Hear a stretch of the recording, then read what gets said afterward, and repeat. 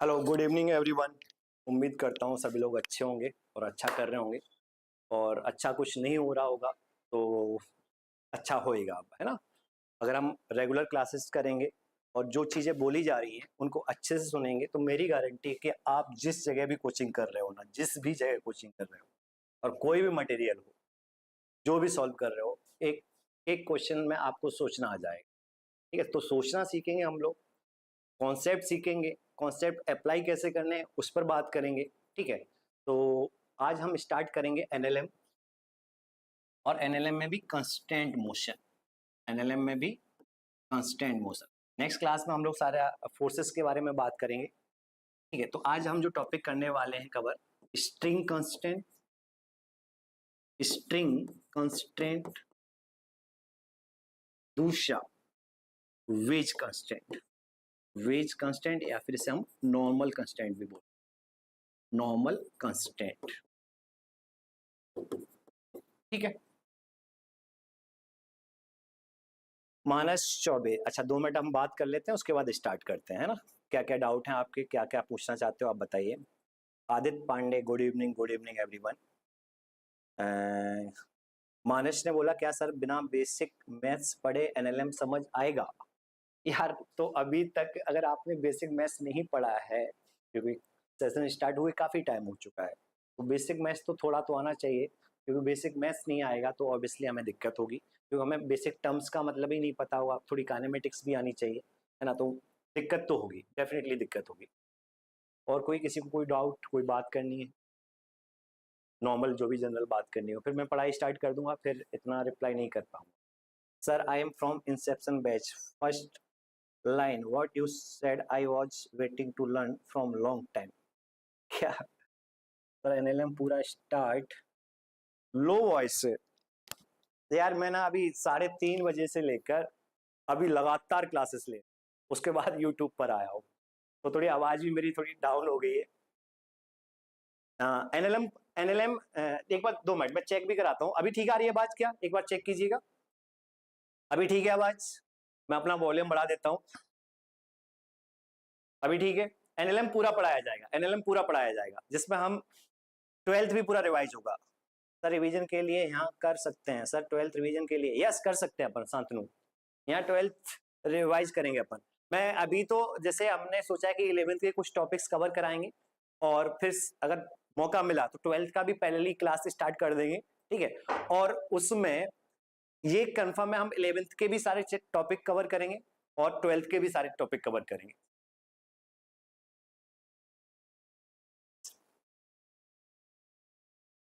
Very low voice, चलो मैं check करवाता हूँ एक बार, 2 मिनट रुकना यार, है ना, बस 2 मिनट का वेट कीजिए। अगर वॉइस का दिक्कत है, मैं तो खूब चिल्ला रहा हूँ। जीतू भाई, जीतू भाई, उसमें वॉइस चेक कीजिए, वो बच्चे बता रहे हैं कि वॉइस सही से नहीं आ रही है। 2 मिनट, 2 मिनट बस, एक बार चालू हो जाए सही से, मैं चेक करता हूँ मेरे भी मोबाइल में, है ना। सही तो आ रही है आवाज, आवाज सही आ रही है बेटा। इसका दिक्कत है, मैं तो खूब चिल्ला रहा हूँ। जीतू भाई, सही है आवाज, सही है। आप अपना वॉल्यूम बढ़ा लीजिए। सोनी गुप्ता, सोनी गुप्ता आप अपना वॉल्यूम बढ़ा लीजिए, अपने मोबाइल का, लैपी का, जिसमें भी पढ़ रहे होंगे। तो यही थी, देखो सारी चीजें हम कवर करेंगे, एनएलएम भी पूरा पढ़ेंगे। ऐसा भी नहीं कि मैं डायरेक्टली आपको कोई भी चीज बताऊंगा, उसके पीछे लॉजिक क्या है, कैसे चीजें आई, कॉन्सेप्ट कैसे बना, वो भी हम बात करेंगे। प्लस जब हमें कॉन्सेप्ट का एक आइडिया लग जाएगा, फिर वो कॉन्सेप्ट किसी भी क्वेश्चन में अप्लाई कैसे करेंगे हम उस पर भी बात करेंगे। फिर ठीक है, अगर मुझे लगेगा कि आप लोग सही से रिस्पॉन्ड कर रहे हो तो मैं अच्छे अच्छे क्वेश्चंस, इर्डो, पाथ फाइंडर, जो जेई एडवांस के पॉइंट ऑफ व्यू से इंपॉर्टेंट है, वो मैं क्वेश्चंस भी यहाँ पर डिस्कस करूंगा। बेसिकली लेक्चर्स में ही ले लूंगा, अलग से कोई क्वेश्चन डिस्कस नहीं करूंगा। जब हम थ्योरी कवर करेंगे, थ्योरी के साथ साथ अच्छे अच्छे और भी प्रॉब्लम्स हम डिस्कस करेंगे। ठीक है सर, मैं 12th में हूँ, 11th रिवीजन के लिए ये वीडियो देख सकता हूँ। डेफिनेटली देखना चाहिए, डेफिनेटली देखना चाहिए। अगर आप 12th में हो, ठीक है, और 11th का पोर्शन हमारा वीक रह गया है किसी भी रीजन की वजह से, अब वो रीजन को लेकर हम रोते हुए बैठेंगे तो हमारी बेवकूफी है। अगर हमें मौका मिल रहा है, अच्छे से पढ़ने का मौका मिल रहा है, तो चुपचाप से अच्छे से बैठकर पढ़ाई करना स्टार्ट कर दो।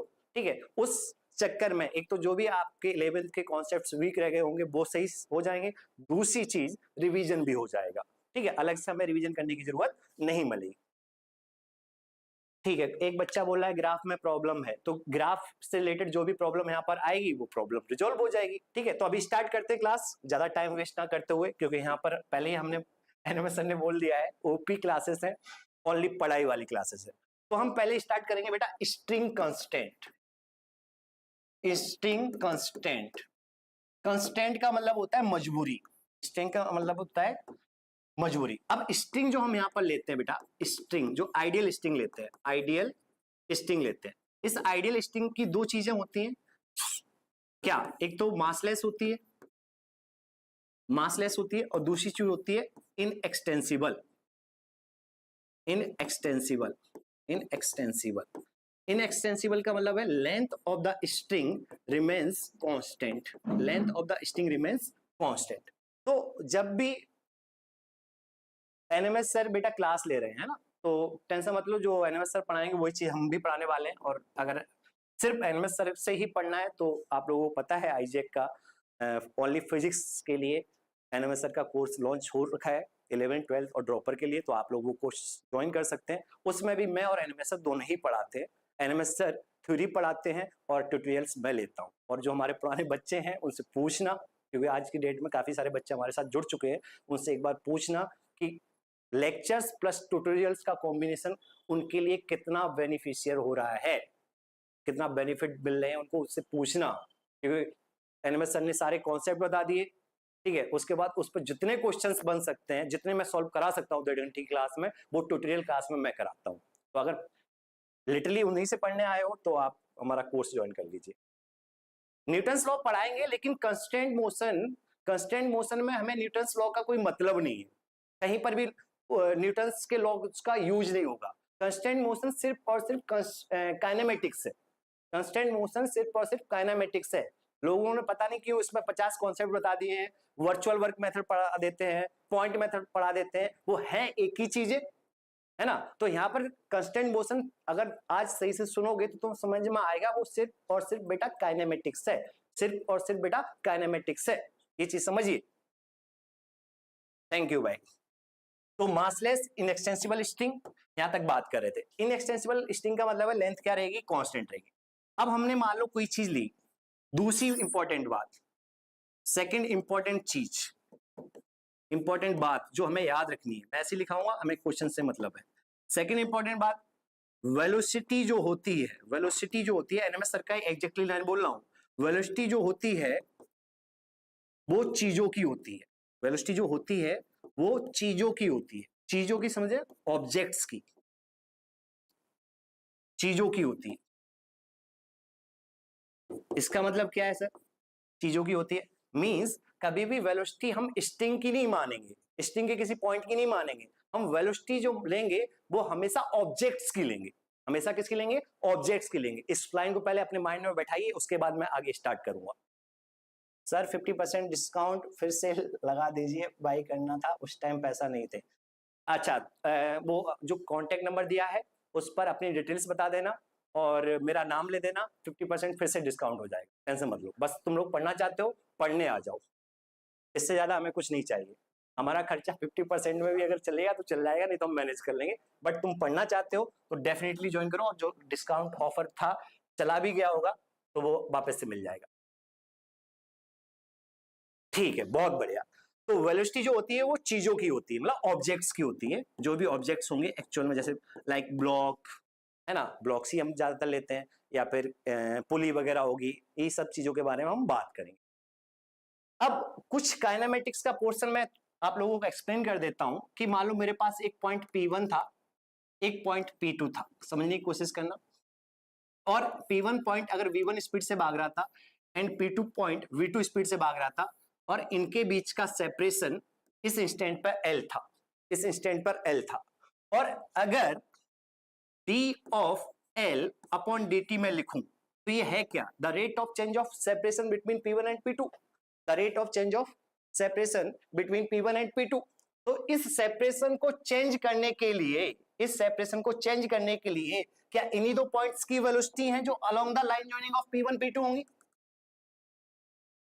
d of separation upon dt is equal to क्या रिलेटिव वेलोसिटी हो जाएंगी एक तरीके से अलोंग द लाइन जॉइनिंग। ठीक है, अब ध्यान सुनो, इस सेपरेशन को, ये पार्टिकल P1 V1 से आगे भाग रहा है तो इस सेपरेशन को ये घटा रहा होगा, इस सेपरेशन को ये घटा रहा होगा, तो इसकी वेलोसिटी को हम क्या लिखेंगे? Minus V1। अब इसकी बात करें, P2 की वेलोसिटी लिखें। अगर ये P2 पार्टिकल आगे की तरफ V2 स्पीड से भाग रहा है तो इस सेपरेशन को बढ़ाने की कोशिश कर रहा होगा, तो इसकी वेलोसिटी हम V2 लिखेंगे, इसकी वेलोसिटी V2 लिखेंगे। The rate of separation between P1 and P2 क्या हमने लिखना सीखा? Minus V1 plus V2। ठीक है, माइनस V1 प्लस V2। अब समझने की कोशिश कीजिएगा, समझने की कोशिश कीजिएगा। अगर यही सेपरेशन L जो है बेटा वो कांस्टेंट होता तो इसके चेंज होने की रेट, किसी भी कांस्टेंट का चेंज होने की रेट क्या हो जाती है? जीरो हो जाती है। किसी भी कांस्टेंट चीज के चेंज होने की रेट क्या हो जाती है? जीरो हो जाती है। मींस क्या minus V1 plus V2 is equal to zero करते, minus V1 plus V2 is equal to क्या? जीरो करते। ठीक है, कैसे सर आप ये लिख पा रहे हैं? मैं ऐसे लिख पा रहा हूं, और अगर मैं बेसिक पर चला जाऊं तो ऐसे समझो, हमने वेलोसिटी को डिफाइन किया था, हमने एक रेफरेंस पॉइंट लिया था O, यहां से एक पार्टिकल x दूरी पर था और इस इंस्टेंट पे इसकी वेलोसिटी v थी, तो आप dx by dt को v लिखते थे कि नहीं लिखते थे? बट यहाँ पर ये पॉइंट फिक्स था, यहाँ पर ये पॉइंट मूवेबल था। ठीक है, तो dx by dt v लिखते थे। उसी तरीके से मैंने क्या बोला, अगर दो पॉइंट्स P1 एंड P2 है एंड उनके बीच का सेपरेशन L है, तो इस सेपरेशन चेंज होने की जो रेट होगी वो V1 एंड V2 पर डिपेंड करेगी। तो मैं अगर कंक्लूड कर कर बोलूं तो यहाँ पर अपने को समझ में आ रहा होगा, dl by dt जो होगा वो उसको चेंज करने के लिए जो रिस्पॉन्सिबल होगा वो इन दो पॉइंट्स की वेलोसिटीज होंगी। अब इनको हम लिखेंगे कैसे? जो इस सेपरेशन को बढ़ाने की कोशिश करेगा वो हम V2 लिख देंगे, मतलब प्लस साइन के साथ लिख देंगे। जो इस सेपरेशन को घटाने की कोशिश करेगा उसको हम माइनस साइन के साथ लिख देंगे। बट अगर ये सेपरेशन कांस्टेंट रहना है, अगर ये सेपरेशन कांस्टेंट रहना है, मींस दो पॉइंट्स के बीच का सेपरेशन अगर आपको टाइम के साथ कांस्टेंट रखना है, टाइम के साथ कांस्टेंट रखना है, तो इन दो पॉइंट्स की वेलोसिटी का सम आपने क्या कर दिया? जीरो कर दिया। इन दो पॉइंट्स की वेलोसिटी का सम क्या कर दिया? जीरो। इसका मतलब दो चीजों के बीच का सेपरेशन, दो चीजों के बीच का सेपरेशन अगर टाइम के साथ कांस्टेंट रह रहा है तो वो सेपरेशन इस बात पर डिपेंड करेगा कि उन दो पॉइंट्स की वेलोसिटीज क्या है। तो जो वेलोसिटी या जिस पॉइंट की वेलोसिटी उस सेपरेशन को बढ़ाएगी वो मैं पॉजिटिव लिखूंगा, और जो उस सेपरेशन को घटाएगी वो माइनस लिखूंगा, और उन दोनों पॉइंट्स की वेलोसिटी का सम क्या कर दूंगा? जीरो कर दूंगा। क्या यहां तक समझ में आ गया? अगर यहां तक समझ में आ गया, अब हम स्ट्रिंग कांस्टेंट लेते हैं। लेट हमारे पास एक ब्लॉक था A और यहां पर बीच में एक रस्सी जुड़ी हुई थी, और दूसरा ब्लॉक था B, दूसरा ब्लॉक था B। अगर इस स्टैंड पे ब्लॉक की वेलोसिटी V0 है, ब्लॉक की वेलोसिटी V0 है, ब्लॉक की वेलोसिटी V0 है, तुमसे पूछा जाए A की वेलोसिटी बताओ, सब लोग देखकर बता देंगे कि A की वेलोसिटी भी V0 होगी। कितनी होगी? V0 होगी। बट होगी क्यों वो समझो, होगी क्यों वो समझो। अब समझना, हम जो लंबाई लेते हैं स्ट्रिंग की, है ना, वो लेंथ जो स्ट्रिंग की है वो इनएक्सटेंसिबल है, मतलब उसकी लंबाई को हम बढ़ा नहीं सकते, तो लेंथ ऑफ द स्ट्रिंग क्या रहेगी? कांस्टेंट रहेगी। लेंथ ऑफ द स्ट्रिंग क्या रहेगी? कांस्टेंट रहेगी। तो अगर मैं इस स्ट्रिंग पे कोई भी दो पॉइंट लूं P और Q, तो इनके बीच का सेपरेशन भी क्या रहना चाहिए? कांस्टेंट रहना चाहिए। तो अगर इस P पॉइंट की वेलोसिटी Vp थी, Q पॉइंट की वेलोसिटी Vq थी, और L अगर कांस्टेंट है, इनके बीच का ये x मान लो कांस्टेंट है, तो x कांस्टेंट होने के लिए क्या dx by dt जीरो होना पड़ेगा, और x के चेंज होने की रेट P और Q की वेलोसिटी के बीच पर डिपेंड करेगी। तो P वाली वेलोसिटी इस सेपरेशन को घटा रही है तो माइनस Vp, प्लस Q वाली वेलोसिटी इस सेपरेशन को बढ़ाने की कोशिश कर रही होगी तो प्लस Vq इक्वल टू क्या कर देंगे? जीरो। तो यहां से Vp इक्वल टू क्या आ गया? Vq। तो यहां से हमने एक कॉन्सेप्ट और निकाला कि अलोंग द स्ट्रिंग हर एक पॉइंट की वेलोसिटी क्या होती है? सेम होती है। इसी को हम स्ट्रिंग कांस्टेंट बोलते हैं। इसी को हम क्या बोलते हैं? स्ट्रिंग कांस्टेंट बोलते हैं। इसी को हम क्या बोलते हैं? String constant. स्ट्रिंग की मजबूरी है, स्ट्रिंग की मजबूरी है कि उसकी लंबाई नहीं बढ़ सकती है, तो स्ट्रिंग के किन्हीं भी दो पॉइंट्स के बीच की रिलेटिव वेलोसिटी क्या होनी चाहिए? अलोंग द स्ट्रिंग जीरो होनी चाहिए। मींस स्ट्रिंग के अलोंग किन्हीं भी दो पॉइंट्स की वेलोसिटी क्या होनी चाहिए? सेम होनी चाहिए। मैं वेलोसिटी वर्ड यूज कर रहा हूं, इसका मतलब मैग्नीट्यूड और डायरेक्शन दोनों सेम होनी चाहिए। तो यहां से along the string velocities of all the points on string remains same. और इसी बात को हम क्या बोलते हैं बेटा, स्ट्रिंग कांस्टेंट बोलते हैं। इसी को हम क्या बोलते हैं, स्ट्रिंग कांस्टेंट बोलते हैं। इसी को हम क्या बोलते हैं, स्ट्रिंग कांस्टेंट बोलते हैं। ठीक है, समझने की कोशिश करते हैं। सर आपने तो पूछा कुछ और था, आप बता कुछ और रहे हो, तो उसी पर भी आते हैं। अब ध्यान से सुनना, ये जो बी ब्लॉक है, मैंने क्या बोला, वेलोसिटी जो होती है वो चीजों की होती है। तो यहां पर वेलोसिटी किसकी होगी, वेलोसिटी किसकी होगी, ब्लॉक्स की होगी। अब उन ब्लॉक्स से अगर स्ट्रिंग अटैच्ड है तो वो स्ट्रिंग का वो एंड जो जिससे अटैच्ड है, तो ये वाला मेरा हाथ था, ये भाग रहा था और ये मेरी स्ट्रिंग थी, तो इस स्ट्रिंग के इस वाले पॉइंट की मजबूरी होगी कि हाथ के साथ जाना। तो हम वहां पर भी बात करेंगे। तो ये ब्लॉक V0 से भाग रहा था और ये स्ट्रिंग का ये पॉइंट इसके साथ यहां पर अटैच था, इसके साथ यहां पर अटैच था। अब ये साथ साथ जा रहा है, इसका मतलब ये पॉइंट की वेलोसिटी अगर V0 है तो स्ट्रिंग के इस पॉइंट की भी वेलोसिटी कितनी होनी पड़ेगी, V0 ही होनी पड़ेगी। स्ट्रिंग के इस पॉइंट की वेलोसिटी भी कितनी होनी पड़ेगी, V0 होनी पड़ेगी। कितनी होनी पड़ेगी, V0 होनी पड़ेगी। अब हमें स्ट्रिंग के एक पॉइंट की वेलोसिटी पता लगी, तो क्या हम समझ सकते हैं कि स्ट्रिंग का हर एक पॉइंट क्या इसी V0 स्पीड से भाग रहा होगा, इसी V0 स्पीड से भाग रहा होगा, क्या इसी V0 स्पीड से भाग रहा होगा, क्या इसी V0 स्पीड से भाग रहा होगा। तो अब यहां पर आ गया, अब हमें पता लग गया कि ये जो ए ब्लॉक था और स्ट्रिंग का ये वाला पॉइंट था, अब स्ट्रिंग का हर पॉइंट ये V0 से भाग रहा है और ये वाला ब्लॉक का पॉइंट इस स्ट्रिंग के साथ अटैच्ड है, इस स्ट्रिंग के साथ अटैच्ड है, तो क्या इसकी भी मजबूरी होगी कि V0 से जाना पड़ेगा। अगर यहाँ पर रिलेटिव सेपरेशन हो गया तो यहाँ से जॉइंट जो था वो ब्रेक हो जाएगा, तो जो कि सारी सिचुएशन ही खराब हो जाएगी। इसका मतलब हम सीखे क्या, हम ऑब्जेक्ट्स की वेलोसिटीज मानेंगे, ऑब्जेक्ट की वेलोसिटीज मानेंगे, जो एक्चुअल तुम्हें दिख रहा है उसके अकॉर्डिंग ऑब्जेक्ट्स की वेलोसिटीज मानेंगे। वेलोसिटीज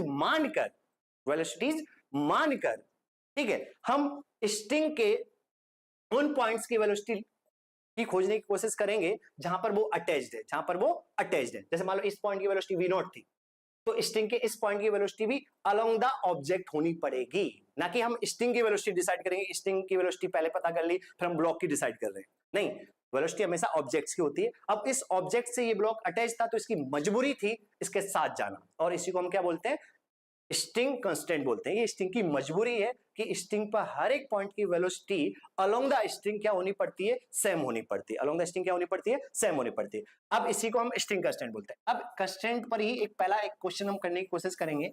एक रॉड है जो इस इंस्टेंट पे यहां से थीटा एंगल बना रही थी, ये वाला पॉइंट ए था और ये वाला पॉइंट बी था, ठीक है, समझने की कोशिश करना। ए पॉइंट यहां से v स्पीड से भाग रहा था और ये v जो था वो कांस्टेंट था, v जो था वो कांस्टेंट था, ठीक है। बोला गया इस इंस्टेंट पर b की स्पीड बताइए, इस इंस्टेंट पर b की स्पीड बताइए। तो जो भी इनएक्सटेंसिबल चीजें होंगी, तो जो बात हमने यहां पर की कि अलोंग द स्ट्रिंग हर एक पॉइंट की वेलोसिटी क्या होनी चाहिए, सेम होनी चाहिए, तो वो चीज हर उस चीज के लिए वैलिड है जिनकी लंबाई हम नहीं बढ़ा सकते हैं, है ना। तो बताओ इस इंस्टेंट पर बी की वेलोसिटी क्या होगी, बताइए, जल्दी बताइए, फिर आगे बढ़ते हैं अपन। तो तुम्हें पहले तो सोचना पड़ेगा कि बी किधर मूव करेगा, पहले तो सोचो बी किधर मूव करेगा। क्या जब ये वाला एंड v स्पीड से आगे भाग रहा होगा तो ये वाला एंड जो यहां पर दीवार के साथ कांटेक्ट में है, क्या वो ऐसे स्लाइड कर रहा होगा वर्टिकली डाउनवर्ड, तो क्या इसकी एक्चुअल स्पीड क्या vb होनी चाहिए, ठीक है। तो हमने डायरेक्शन बता दी। हम यहां पर चाहे तो v sin थीटा बोला है शांतनु ने, अगर हम यहां बेटा चाहे तो हम कंस्टेंट वाला कॉन्सेप्ट भी लगा सकते हैं। अब हम समझना, अगर मैं ए और बी के बीच की दूरी की बात करूं बेटा, तो ये ए पॉइंट था और ये बी पॉइंट था और ये दूरी एल थी, तो क्या एल कांस्टेंट रखना है, तो इसकी एक्चुअल वेलोसिटी v है, इसकी एक्चुअल वेलोसिटी vb है, ठीक है। अगर एल कांस्टेंट रखना है मींस इन दो पॉइंट्स के बीच का सेपरेशन कांस्टेंट होना चाहिए, तो क्या dl by dt जीरो होना चाहिए, और dl by dt को चेंज करने के लिए कौन रिस्पॉन्सिबल होगा, क्या जिन दो पॉइंट्स के बीच की दूरी देख रहे होते हैं, क्या उन दो पॉइंट्स की वेलोसिटी अलोंग द लाइन जो नहीं देख रहे होते हैं, देखो जब मैंने बोला इन दो पॉइंट्स के बीच का सेपरेशन चेंज होने की रेट, क्या इन दोनों पॉइंट्स की velocity along the line joining responsible होगी। अगर मान लो यहीं पर मैं एक केस और लेता बेटा, यहाँ पर एक केस और लेता कि ये P1 मान लो V1 स्पीड से ऐसे जा रहा होता थीटा 1 एंगल पर, और V2 से ये थीटा 2 एंगल पे जाता, और इस इंस्टेंट पे ये सेपरेशन L होता। ठीक है, तो हम लोग क्या करेंगे कि इस सेपरेशन के चेंज होने की रेट लिखना है, dl/dt लिखना है। तो dl/dt जो होगा वो इस बात पर डिपेंड करेगा कि इन दो पॉइंट्स के बीच रिलेटिव वेलोसिटी हमें चेक करनी है कुल मिलाकर। तो L के चेंज होने की रेट इस बात पर डिपेंड करेगी कि इन वेलोसिटीज के वो कंपोनेंट जो अलोंग द P1 P2 होंगे वो ही इस सेपरेशन को चेंज करने के लिए रिस्पॉन्सिबल होंगे। फिर से मैं रिपीट कर रहा हूं, इस L के चेंज होने की रेट किस बात पर डिपेंड करेगी, वो इस बात पर डिपेंड करेगी जो वेलोसिटीज के component along the line of joining आ रहे होंगे, बेसिकली ये V2 cos थीटा 2 और इधर V1 cos थीटा 1। तो dl/dt क्या V1 cos थीटा 1 और V2 cos थीटा 2 पर डिपेंड करेगा। तो dl/dt को लिख सकता हूं V1 cos थीटा 1, क्या V1 cos थीटा 1 इस सेपरेशन को घटाएगा, प्लस V2 cos थीटा 2 इस सेपरेशन को बढ़ाएगा। तो dl/dt इस केस में क्या होता, ये वाला होता। तो हमें क्या करना है, हमें एक्चुअल वेलोसिटी देखनी है और जिन दो पॉइंट्स के बीच का सेपरेशन के चेंज होने की रेट लिखनी है, तो वो उन दो पॉइंट्स के बीच के सेपरेशन चेंज होने की जो रेट होगी वो इस बात पे डिपेंड करेगी कि उन दोनों पॉइंट्स की वेलोसिटी के वो कंपोनेंट जो अलोंग द लाइन जॉइनिंग आएंगे वो ही उस सेपरेशन को चेंज करने के लिए रिस्पॉन्सिबल होंगे, ठीक है, अभी आंसर चेक करते। ठीक है, तो पहले तो हम कंस्ट्रेंट मोशन से करेंगे। तो dl/dt क्या इस बात पर डिपेंड करेगा, ये एंगल थीटा था तो ये एंगल भी थीटा होगा, क्या इन पॉइंट्स की वेलोसिटी का वो कंपोनेंट जो along the line joining of AB आ रहा होगा वो ही इस चीज को चेंज करने के लिए रिस्पॉन्सिबल होगा। तो V का एक कंपोनेंट इधर आएगा बेटा V cos थीटा, ठीक है, और एक component perpendicular to the rod आएगा जो कि हमें कोई मतलब नहीं है, हमारे लिए अभी काम का नहीं है। ये कितना आएगा V sin थीटा। इसकी एक्चुअल वेलोसिटी कितनी है VB, ये एंगल कितना है 90 माइनस थीटा है, ये थीटा है, 90 माइनस थीटा तो ये थीटा है। तो VB का इधर कंपोनेंट आएगा VB sin थीटा, क्या VB sin थीटा और V cos थीटा ही इस L को चेंज करने के लिए रिस्पॉन्सिबल है। जो इस L को बढ़ाएगा वो पॉजिटिव लिखेंगे, जो घटाएगा वो नेगेटिव लिखेंगे। तो dl/dt को हम क्या ले सकते हैं, क्या VB sin थीटा अगर इधर पॉइंट भागेगा तो L घटाने की कोशिश कर रहा होगा तो क्या आएगा minus VB sin theta, V cos theta इस L को बढ़ाने की कोशिश कर रहा होगा, तो प्लस V cos थीटा आएगा। बस इन दोनों पॉइंट्स की वेलोसिटी का सम लिख दिया, क्योंकि हम इस सेपरेशन को चेंज होने की रेट को एक्सप्लेन कर रहे थे या डिफाइन कर रहे थे, और इसकी वैल्यू किसके इक्वल है 0। तो हमें VB चाहिए था, तो VB इक्वल टू आ गया V cot थीटा। तो किसी का आंसर सही नहीं था क्या, V cot थीटा। अब हम बात करें उन्हीं सभी मोशंस की जो हमने कंस्टेंट मोशन में पढ़ा हुआ है। ये सारे क्वेश्चंस आपने वर्चुअल वर्क मेथड से किए होंगे। वर्चुअल वर्क मेथड मुझे भी आता है, बट मैं वर्चुअल वर्क मेथड से कोई भी क्वेश्चन नहीं करूंगा क्योंकि मुझे वर्क लिखना नहीं आता है, मुझे मतलब तुम्हारे को। ठीक है, ये ब्लॉक था A, ये ब्लॉक था यहाँ से इस इंस्टेंट पे 37 डिग्री एंगल बना रहा था, ये ब्लॉक भाग रहा था अभी इस इंस्टेंट पे 10 मीटर पर सेकेंड से। तो A की वेलोसिटी बताइए,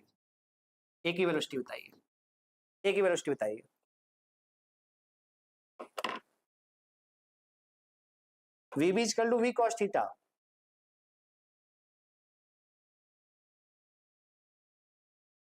नहीं, cot थीटा आएगा, cos कहां से आएगा भाई, cos आएगा, वो cot आएगा। इस वाले में बताइए जैसे बताया है उसी तरीके से बताइए, है ना, कोई लिखने की जरूरत नहीं है। ठीक है, वो देख लेना यार, उसमें मैं क्या ही बताऊं, लल्लू सी चीज है। मैंने क्या बोला, वेलोसिटी हमेशा चीजों की होती है, तो B की वेलोसिटी 10 मीटर पर सेकेंड है, तो ये वाला जो पॉइंट है स्ट्रिंग का, क्या ये भी 10 से आगे की तरफ भाग रहा होगा, ये भी अगर ये चलेगा तो इसकी वेलोसिटी तो हॉरिजॉन्टल में हो सकती है, लेट V होगी, कितनी होगी V होगी। अच्छा, इस पॉइंट की वेलोसिटी ये स्ट्रिंग के साथ अटैच्ड है, ये वाला पॉइंट स्ट्रिंग से अटैच्ड है, तो इसकी वेलोसिटी 0, ये वाले पॉइंट की वेलोसिटी भी 0। यहां से लेकर यहां तक ये दूरी हम L1 लिख रहे हैं, और यहां से यहां तक की ये दूरी को मैं L2 लिख रहा हूं, ठीक है। तो L1 plus L2 should be constant, L1 plus L2 should be constant.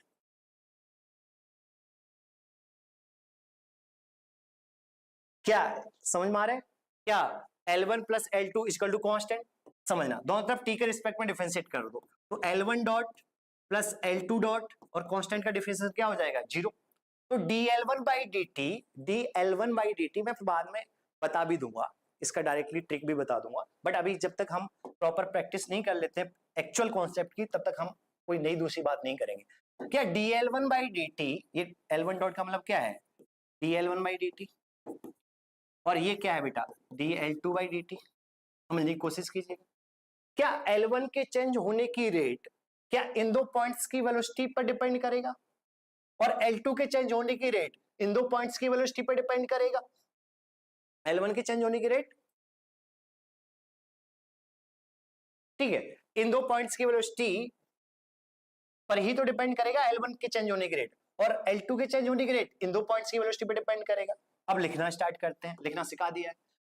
इस पॉइंट की वेलोसिटी VB आगे की तरफ है, VB का इधर जो कंपोनेंट आएगा VB cos 37, वो इस सेपरेशन को घटा रहा होगा, तो माइनस VB cos 37 प्लस इस पॉइंट की, ये पॉइंट किसके साथ अटैच्ड है? पुली के साथ, तो पुली तो जा नहीं रही है, तो इस पॉइंट की वेलोसिटी कितनी होगी? 0। तो ये ना सेपरेशन को बढ़ा रहा होगा ना घटा रहा होगा, ये आपने लिख दिया dl1 by dt plus dl2 by dt।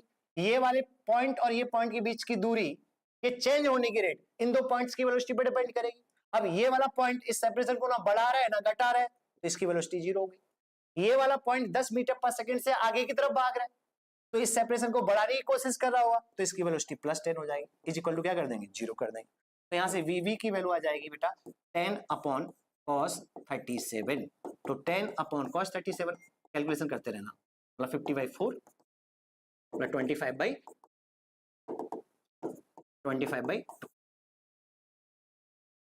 अब हम एक चीज नोटिस करते हैं, और उस ऑब्जर्वेशन,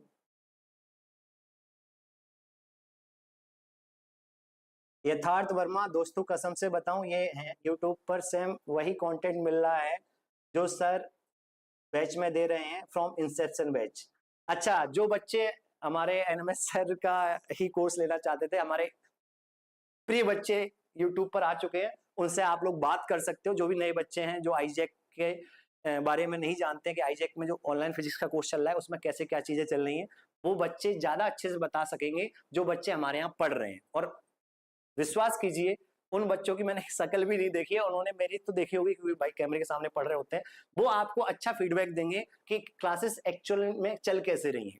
अगर थोड़ा भी बच्चा मेहनती है तो उसके लिए फिजिक्स फिर कहीं से पढ़ने की जरूरत नहीं है। यार देखो, हम पढ़ाने की तो कोशिश पूरा करते हैं, बट कुछ ना कुछ इस बात पर भी चीजें डिपेंड करती हैं कि सामने वाले की अंडरस्टैंडिंग कैसी है ना। देखो, सबके दिमाग 19-20 तो होते हैं, कुछ चीजें एनएमएस सर को एक बार में चमक जाती है, मुझे नहीं चमकती है ना। हो सकता है कई बार मुझे चमक जाए एनएमएस सर को ना चमके, तो ये अलग अलग चीजें हो सकती हैं। मैंने अपने ऊपर एग्जांपल लेकर समझा दिया है, वो वही चीज बच्चों में होती है। ठीक है, क्लियर है यहाँ पर? ठीक है भाई, लेकिन एक चीज और ध्यान से सुनो बेटा, एक चीज और ध्यान से सुनो। क्या हम कर क्या रहे हैं? हम क्या कर रहे हैं? हम स्ट्रिंग के उन पॉइंट्स की वेलोसिटीज लिख रहे हैं जो किसी से कांटेक्ट में है।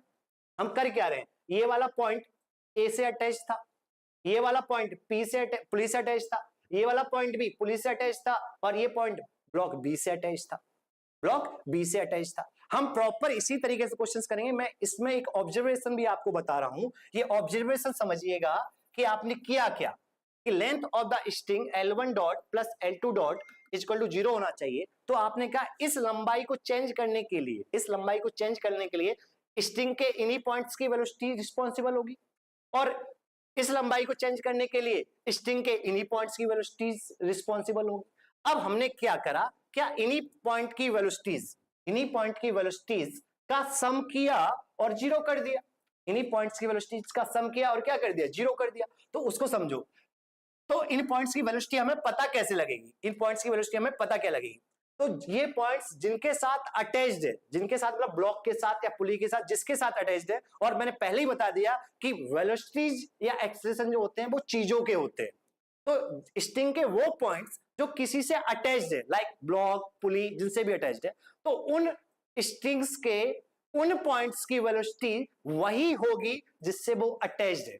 स्ट्रिंग के उन पॉइंट्स की वेलोसिटी वही होगी जिनसे वो अटैच्ड है, ठीक है। और हम उन पॉइंट्स की वेलोसिटी का सम क्या कर देंगे, जीरो। जो इस सेपरेशन को बढ़ाएगा वो वेलोसिटी हम पॉजिटिव लेंगे, जो घटाएगा वो नेगेटिव लेंगे। तो हमें हमेशा वेलोसिटी जो माननी है वो ऑब्जेक्ट्स की माननी है, फिर ऑब्जेक्ट्स की वेलोसिटी का कंपोनेंट अलोंग द स्ट्रिंग लेना है, अलोंग द स्ट्रिंग लेना है ना। एक्चुअल वेलोसिटी मानी और उनके कंपोनेंट किधर लेने हैं, अलोंग द स्ट्रिंग। और हमने स्ट्रिंग पर बहुत सारे पॉइंट्स मार्क किए जो किसी से अटैच्ड है, जो किसी से अटैच्ड है। तो ये पॉइंट आया, ये पॉइंट आया, ये पॉइंट आया, ये पॉइंट आया। अब इन्हीं पॉइंट्स की वेलोसिटी का सम क्या कर देना है, जीरो। जो इस लंबाई को बढ़ा रहे होंगे वो वेलोसिटी पॉजिटिव लूंगा, जो घटा रहे होंगे वो जीरो नेगेटिव लूंगा, जो कुछ भी नहीं कर रहे होंगे वो जीरो ले लूंगा।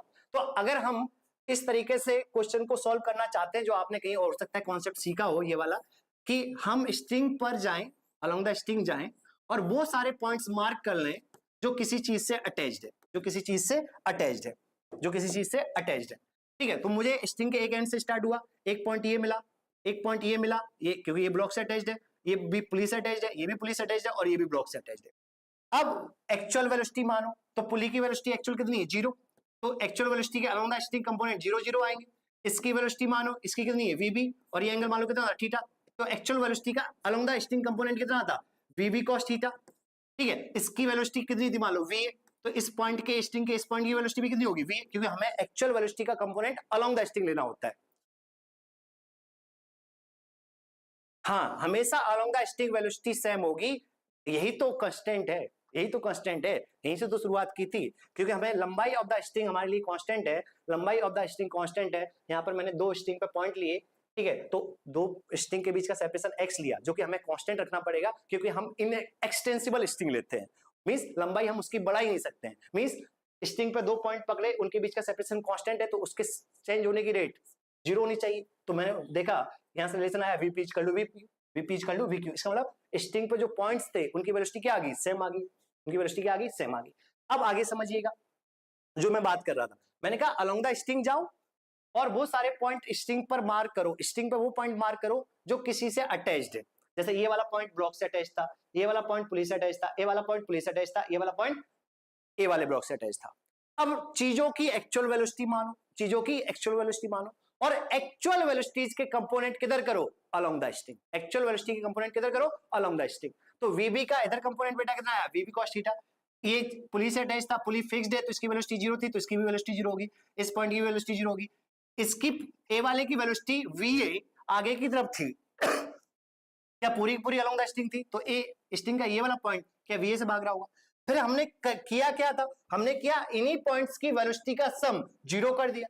जिस लंबाई के करस्पॉन्ड हम जो पॉइंट्स लिख रहे थे, जो लंबाई बढ़ाएगा वो पॉजिटिव, जो घटाएगा वो नेगेटिव, और जो कुछ नहीं कर रहा होगा वो जीरो। तो इस लंबाई के करस्पॉन्ड इन दो पॉइंट्स की वेलोसिटी रिस्पॉन्सिबल होगी, इस लंबाई के करस्पॉन्ड इन दो पॉइंट्स के बीच की वेलोसिटी रिस्पॉन्सिबल होगी। तो ये वाला पॉइंट वीबी कॉस थीटा से आगे भाग रहा है, तो इस लंबाई को क्या कर रहा होगा, घटा रहा होगा, तो माइनस वीबी कॉस थीटा। ये वाला पॉइंट जीरो वेलोसिटी से जा रहा है तो कुछ भी नहीं कर रहा होगा, ये वाला पॉइंट जीरो वेलोसिटी जा रहा है, कुछ भी नहीं कर रहा है। बट इस लंबाई को चेंज करने के लिए इन दो पॉइंट्स की वेलोसिटी रिस्पॉन्सिबल थी, तो ये पॉइंट वीए से आगे भाग रहा है, ये पॉइंट वीए से आगे भाग रहा है, तो इस लंबाई को बढ़ा रहा होगा, तो plus VA is equal to क्या, जीरो। तो हम ऐसे भी कर सकते हैं, ठीक है। तो हमने क्या किया उसको मैं कंक्लूड करके दे देता हूं। दूसरी पहली बात तो ये थी कि हम प्रॉपर ये वाला कॉन्सेप्ट, हमारा फंडामेंटल हमेशा क्लियर होना चाहिए। फंडामेंटल को हम नहीं बोलेंगे जो एनएमएस सर बार बार बोलते हैं। फंडामेंटल ये है कि length of the string constant रखनी है, इसका मतलब हम इस तरीके से कॉन्सेप्ट लगाएंगे तो हमें ये चीज लिखनी आनी चाहिए। दूसरी बात, उसी का ऑब्जर्वेशन की हम बात करें, बेटा पुली फिक्स्ड है ना, ये वाली पुली फिक्स्ड है, तो ये वाली स्ट्रिंग तो हमेशा यहाँ लिपटी रही होगी, तो ये वाला पॉइंट एक तरीके से बोल सकते हैं कभी चला ही नहीं, इस वजह से जीरो है। हमें तो कॉन्सेप्ट तो ये है, फंडामेंटल तो ये है ना कि हमारी लेंथ ऑफ द स्ट्रिंग क्या रहनी चाहिए, कांस्टेंट रहनी चाहिए, और वो स्ट्रिंग जिन जिन से अटैच्ड है अगर वो चीजें चल रही है तो हमें कांस्टेंट रखनी है, तो उस वजह से ऐसा आ रहा है, ठीक है। अब एक चीज समझिए, अब हमने करा क्या, हमने क्या अलोंग द स्ट्रिंग वो सारे पॉइंट मार्क करो जो किसी से अटैच्ड है, और चीजों की एक्चुअल वेलोसिटी मानो, चीजों की एक्चुअल वेलोसिटी मानो, और एक्चुअल वेलोसिटीज के कंपोनेंट करो अलोंग द स्ट्रिंग, और उन सभी पॉइंट्स की वेलोसिटी का सम क्या कर दो, जीरो। उन सभी पॉइंट्स की वेलोसिटी का सम क्या कर दो, जीरो। कोई भी क्वेश्चन हो, सारे क्वेश्चंस बनेंगे। आगे देखें, अगर आप लोग को समझ में आ रहा है तो नेक्स्ट क्वेश्चन कीजिए। एक पुली है जो कि यहां से फिक्स थी और स्ट्रिंग के थ्रू पुली को इसके थ्रू पास कराया और इन दो ब्लॉक से अटैच कर दिया। ए ब्लॉक है जो कि यहां से थीटा 1 एंगल बना रहा है, इसकी स्पीड v1 थी, ठीक है। दूसरा बी ब्लॉक है, इसकी स्पीड पूछी गई है, इसकी स्पीड पूछी गई है इस गिवन इंस्टेंट पर, अगर ये एंगल थीटा 2 है। बताइए, ए ब्लॉक की स्पीड गिवन इंस्टेंट पर v1 थी, ये थीटा 1 गिवन है, थीटा 2 भी गिवन है, बी की स्पीड पूछी गई, बी की स्पीड पूछी गई, बताइए।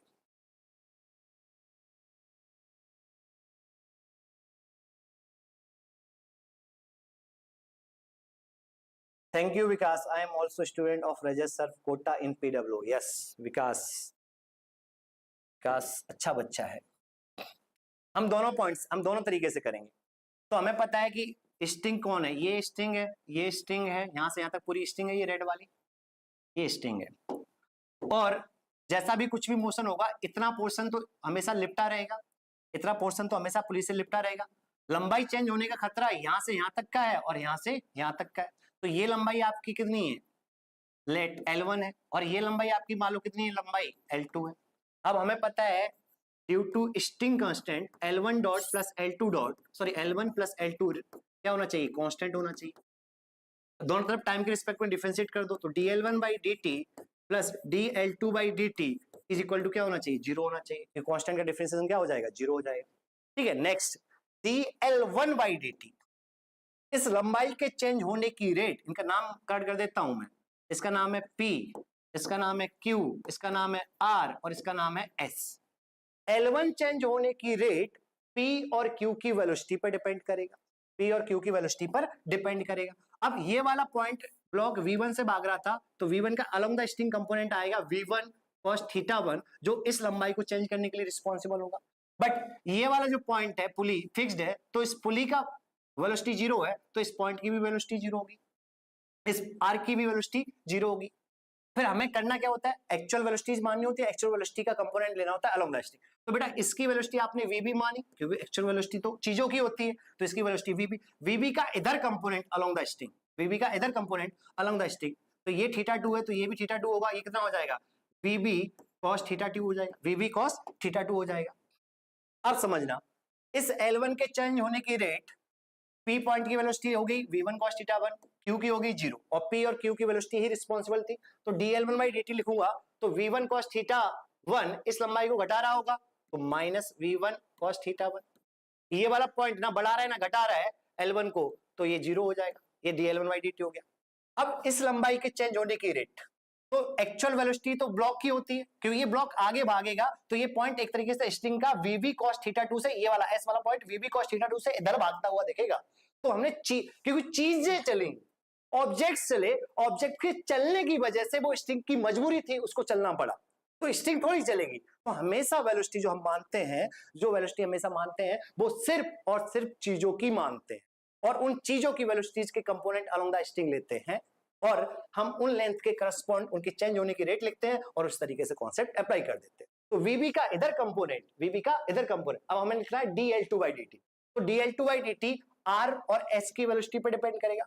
R वाला पॉइंट पुली के साथ अटैच्ड है, पुली चल ही नहीं रही है, तो पुली की वेलोसिटी का अलोंग द स्ट्रिंग कोई कंपोनेंट नहीं आएगा, तो 0 ही आएगा। तो इस पॉइंट को द्वारा L2 ना बढ़ाया गया ना घटाया गया, बट ये VB से भाग रहा था, VB का ये कंपोनेंट जो अलोंग द स्ट्रिंग आया, वो S को इधर की तरफ खींच रहा होगा, कितनी स्पीड से, VB cos थीटा 2 से, तो वो L2 को क्या हो रहा होगा, बढ़ा रहा होगा, तो इसकी वेलोसिटी हो जाएगी plus VB cos theta 2 is equal to क्या, 0, इज इक्वल टू क्या, 0। तो यहां से VB cos theta 2 is equal to आ गया V1 cos थीटा 1, तो VB की वैल्यू आ जाएगी बेटा V1 cos theta 1 upon cos, ठीक है, समझ में आ रही है चीजें। अच्छा, दूसरे वाले मेथड से भी करें, वही वाला मेथड यही है, बस उसका ऑब्जर्वेशन आपको मैंने बताया है, मेथड वही है, उसका ऑब्जर्वेशन मैंने बताया है। क्या ऑब्जर्वेशन था, ऑब्जर्वेशन ये था, ये बी ब्लॉक था, ये ए ब्लॉक था, इसकी स्पीड v1 दी थी, और ये इस इंस्टेंट पर थीटा 1 स्ट्रिंग एंगल बना रही थी, ये एंगल थीटा 2 था, और ये vb हमें चाहिए था। तो मैंने कहा अलोंग द स्ट्रिंग जाओ, वो सारे पॉइंट मार्क करो जो किसी से अटैच्ड है, ये पॉइंट मिला, ये पॉइंट मिला, ये पॉइंट मिला, ये पॉइंट मिला। अब इन पॉइंट्स की वेलोसिटीज लिखो बेटा। पुली घूम नहीं रहा है यहाँ पर, है ना, हीरोइक प्लेयर पुली यहाँ बेटा घूम नहीं रहा है। यहाँ पर हम अंडरस्टूड है कि आप अगर कहीं से पढ़ रहे होंगे तो यहाँ पर हम आइडियल पुली ले रहे हैं, आइडियल पुली ले रहे हैं। क्या ले रहे हैं? Ideal pulley. और आइडियल पुली का मतलब है there is no friction between pulley and string, that's why pulley is not rotating. ठीक है, तो पुली रोटेट नहीं कर रही है, बस उस पुली पर स्टिंग ऐसे स्लिप करते हुए जा रही है ना। लेकिन जो भी स्टिंग स्लिप करेगी, लेकिन जो पोर्शन पुली के साथ कांटेक्ट में था वो हमेशा वहीं रहेगा। तो इसलिए मैंने बोल दिया ये पॉइंट तो पुली रेस्ट पर है तो ये पॉइंट भी रेस्ट पर है, पुली रेस्ट पर है तो ये पॉइंट भी रेस्ट पर है। क्रिस को चमक गया, बहुत बढ़िया, चमक गया ना, एक नंबर। तो हम दूसरे मेथड की बात कर रहे थे, हमने कहा अलोंग द स्टिंग जाओ, वो सारे पॉइंट मार्क करो जो चीजों से अटैच्ड है, क्योंकि वेलोसिटी चीजों की होती है और वो चीजों से अटैच्ड है, तो वो चीजें उनको खींचकर लेकर जाना चाह रही होंगी, वो चीजें उनको खींचकर लेकर जाना चाह रही होंगी। तो मैंने वो पॉइंट मार्क कर दिया। अब हम करते क्या थे, इन्हीं पॉइंट्स की वेलोसिटी का सम, इन्हीं पॉइंट्स की वेलोसिटी का सम करके जीरो कर देते थे। ठीक है, जो उस लंबाई को बढ़ा रहा होता था वो पॉजिटिव, जो घटा रहा होता था वो नेगेटिव, और जो कुछ नहीं करता था वो जीरो। तो ये लंबाई L1 इन दो पॉइंट्स की वेलोसिटी पर डिपेंड करेगी, और ये लंबाई L2 के चेंज होने की रेट इन दो पॉइंट की वेलोसिटी पर डिपेंड करेगी। तो मैंने बोला एक्चुअल वेलोसिटी के कंपोनेंट कर लो, तो V1 का वैल्यू इधर था तो V1 का इधर कंपोनेंट आएगा V1 cos θ1। इसकी वेलोसिटी जीरो है तो इसकी velocity along the string zero ही आएगी, इसकी भी जीरो आएगी। फिर इसकी एक्चुअल वेलोसिटी VB है तो अलोंग द स्टिंग इसका कंपोनेंट आएगा VB cos θ2। अब सारे पॉइंट की वेलोसिटी पता लगी, अब इन्हीं पॉइंट्स की वेलोसिटी का सम क्या कर देंगे? जीरो। अब V1 cos θ1 इस L1 को घटा रहा होगा तो minus V1 cos θ1 plus zero, कुछ भी नहीं कर रहा हूं। अब इस L2 के चेंज होने की रेट लिखनी है, तो L2 के लिए ये वाला पॉइंट ना बढ़ा रहा होगा ना घटा रहा होगा, बट ये पॉइंट दूर की तरफ भाग रहा है तो बढ़ाने की कोशिश कर रहा होगा, तो प्लस का VB cos θ2 और इसका सम करके क्या कर देंगे? जीरो। तो अलोंग द स्ट्रिंग जाएंगे, वो सारे पॉइंट्स मार्क करेंगे जो किसी चीज से अटैच्ड है, और उन सभी पॉइंट्स की वेलोसिटी का सम हम क्या कर देंगे? जीरो। यही हमारा कंस्टेंट मोशन है, और ये कोई रटने वाली बात नहीं है, हम इसी तरीके से लिख रहे हैं, वो एक ऑब्जर्वेशन है। अगर इन्हें बार बार इस तरीके से नहीं करना है तो आप लोग अपनी तरफ से ऐसे जो मैंने बोला है उसको मग लो, रट लो, सारे क्वेश्चंस बनेंगे। ठीक है, अगर लगे तो बार बार वीडियो रिपीट करके देख लेना। आगे क्वेश्चन करिए, और क्वेश्चन कीजिए। जब तक कांस्टेंट मोशन हो नहीं जाएगा तब तक, ये एक स्मूथ रॉड थी, स्मूथ रॉड है, इसमें एक बेटा एक रिंग फंसा रखी है, एक रिंग फंसा रखी है, एंड इस रिंग को एक स्ट्रिंग के थ्रू अटैच कर रखा, और ये पुली है जो फिक्स्ड है, और पुली के थ्रू स्ट्रिंग को पास कराते हुए एक ब्लॉक ए को यहाँ पर लटका दिया, और ये रिंग है। इस केस में इस ए की वेलोसिटी अभी दे रखी थी हमें V0, और स्ट्रिंग यहाँ पर हॉरिजॉन्टल से एंगल बना रही थी थीटा, तो रिंग की वेलोसिटी बताइए, velocity of ring at given instant. क्रिस, अगर पुली घूमेगा तो हम पढ़ेंगे वो रोटेशनल मोशन में, वो हम पढ़ेंगे बेटा रोटेशनल मोशन में। अभी हम सारी चीजें आगे की बात नहीं कर सकते हैं, चीजें तो बहुत सारी चीजें होती हैं, तो वो हम पढ़ेंगे रोटेशनल मोशन में। तो उसका वेट कीजिए, जो हम अभी टॉपिक लेकर आए हैं उसको सीखने की कोशिश कीजिए। वो रटने वाला कॉन्सेप्ट मस्त लगा, वैसे रटने वाला कॉन्सेप्ट कुछ नहीं, कॉन्सेप्ट तो भाई साहब ये है, कॉन्सेप्ट तो ये, रटने वाला तो ऑब्जर्वेशन है, रटने वाला तो ऑब्जर्वेशन है। क्या बोला? स्ट्रिंग, एक लंबी सी स्ट्रिंग पकड़ो, उसके एक एंड से स्टार्ट करो और वो सारे पॉइंट मार्क करो जो किसी से अटैच्ड है, जो किसी से अटैच्ड है। अब इन पॉइंट्स की वेलोसिटी का सम लिखना है, बट पहले इनकी वेलोसिटी तो पता कर लें। तो चीजों की, जो मैंने बोला वेलोसिटी हमेशा चीजों की होती है, तो चीजों की एक्चुअल वेलोसिटी मानो और एक्चुअल वेलोसिटीज के कंपोनेंट अलोंग द स्ट्रिंग करो। तो इसकी वेलोसिटी का कंपोनेंट इधर आया V1 cos θ1, तो वो इस पॉइंट की वेलोसिटी होगी। इसकी जीरो वेलोसिटी है तो इस पॉइंट की जीरो होगी। ये वाला पॉइंट पुली से अटैच्ड है और पुली की वेलोसिटी जीरो है तो इसकी भी जीरो होगी। ये वाला पॉइंट ब्लॉक से अटैच है और ब्लॉक की एक्चुअल वेलोसिटी VB है, बट VB का इधर जो कंपोनेंट आया वो VB cos θ2 आया, वही वेलोसिटी किसकी होगी? S पॉइंट की होगी। अब इन्हीं पॉइंट्स की वेलोसिटी का सम हम क्या कर रहे थे? जीरो कर रहे थे, तो वही चीज हमने की है। तो रटने वाला मेथड हमेशा वैसे ही सही लगता है, जहां दिमाग लगाना होता है वहां वैसे तोते उड़ जाते हैं। क्या आया आपका? कृष्ण ने आंसर दिया है V0 = V1 cos θ। देखते हैं, देखो स्ट्रिंग तो हमारी ये वाली है, स्ट्रिंग तो ये और इनएक्सटेंसिबल है, तो यहां पर एक पॉइंट मिला स्ट्रिंग का, एक पॉइंट ये मिला, ये वाली रस्सी तो हमेशा लिपटी रहेगी, यहां पर एक पॉइंट ये मिला और एक पॉइंट ये मिला। ठीक है, यहां से यहां तक की लंबाई, यहां से यहां तक की लंबाई लेट L1 है और यहां से यहां तक की लंबाई लेट L2 है, क्या L1 plus L2 should be constant, L1 plus L2 should be constant.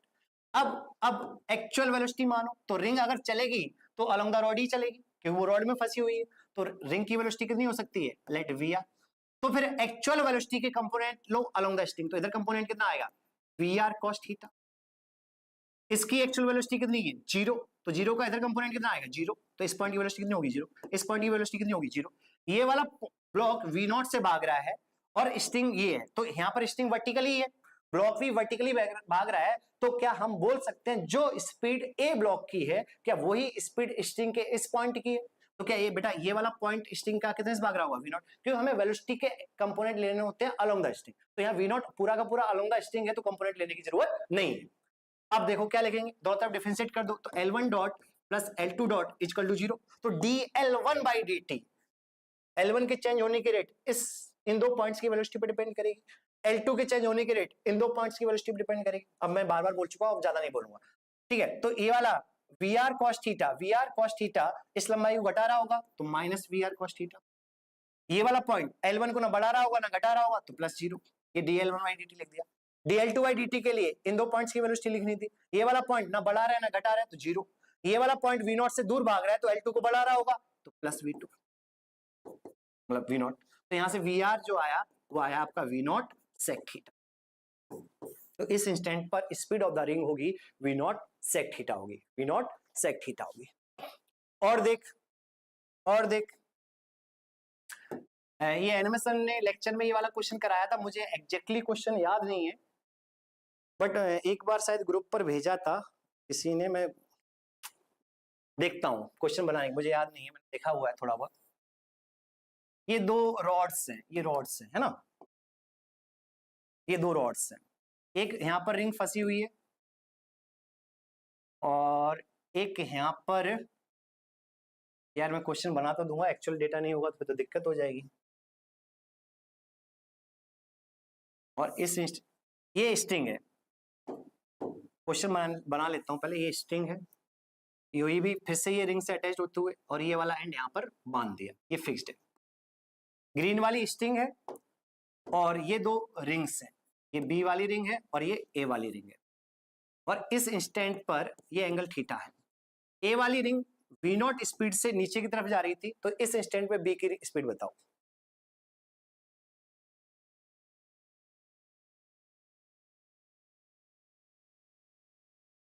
वो हमेशा, हाँ लिख सकते ना, वही जो चीजें एनएलएम में तो कंफर्म है, एनएलएम में जो रिलेशन वेलोसिटीज के बीच में आएगा वही रिलेशन आपका एक्सेलेरेशन के बीच में आएगा, क्योंकि आपने उसी इंस्टेंट पर आपने वेलोसिटीज के बीच में रिलेशन लिखा है, और वेलोसिटी के चेंज होने की रेट एक्सेलेरेशन होता है, तो वो रिलेशन हमारा किसके साथ आ जाएगा, एक्सेलेरेशन के साथ। तो आप लोग याद रखिएगा, जो चीज हम वेलोसिटी के बीच में रिलेशन निकालने के लिए कर रहे हैं, वही रिलेशन को एक और बार डिफरेंशिएट कर देंगे तो वही रिलेशन हमारा उसी तरीके से एक्सेलेरेशन के बीच में आएगा, उसी तरीके से एक्सेलेरेशन के बीच में आएगा।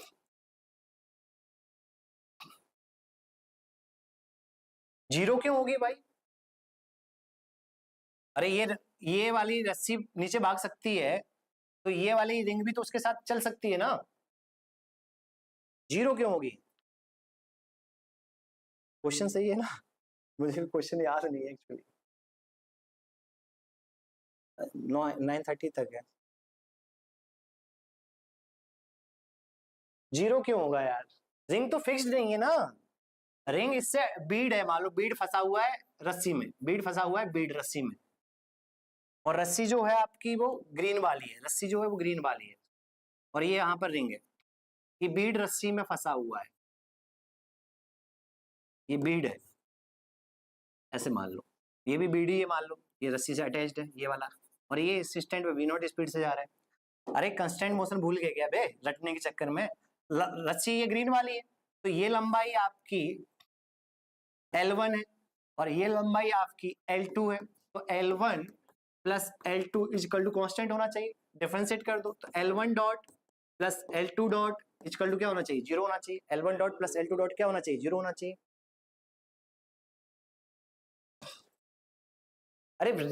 अरे ये एंड फिक्स्ड है, बट ये रस्सी अगर ये यहाँ से नीचे आ गई तो रस्सी, ये तो हल्का हल्का नीचे आ सकता है ना भाई, ऐसे ये ऊपर भी जा सकता है। अरे ये पॉइंट फिक्स्ड है, बट ये तो इस बीड के साथ अटैच्ड है और बीड फ्री टू मूव है along vertical rod, along vertical rod, along vertical rod. ये रॉड है, ये दोनों beads bead is free to move along vertical rod. Same ये वाला भी तो काहे से फिक्स हो गया भाई, काहे फिक्स हो गया, कुछ भी सोच रहे हो, ऐसा थोड़ी होता है। तो L1 plus L2 is equal to constant, तो L1 dot plus L2 dot is equal to 0। फिर क्या काम था, एक्चुअल वेलोसिटी मानो, तो इसकी एक्चुअल वेलोसिटी तो V नॉट नीचे की तरफ दे रखी है, स्ट्रिंग ये है हमारी, स्ट्रिंग ये है, फिर एक्चुअल वेलोसिटी के कंपोनेंट करने होते हैं अलोंग द स्ट्रिंग, तो ये थीटा है,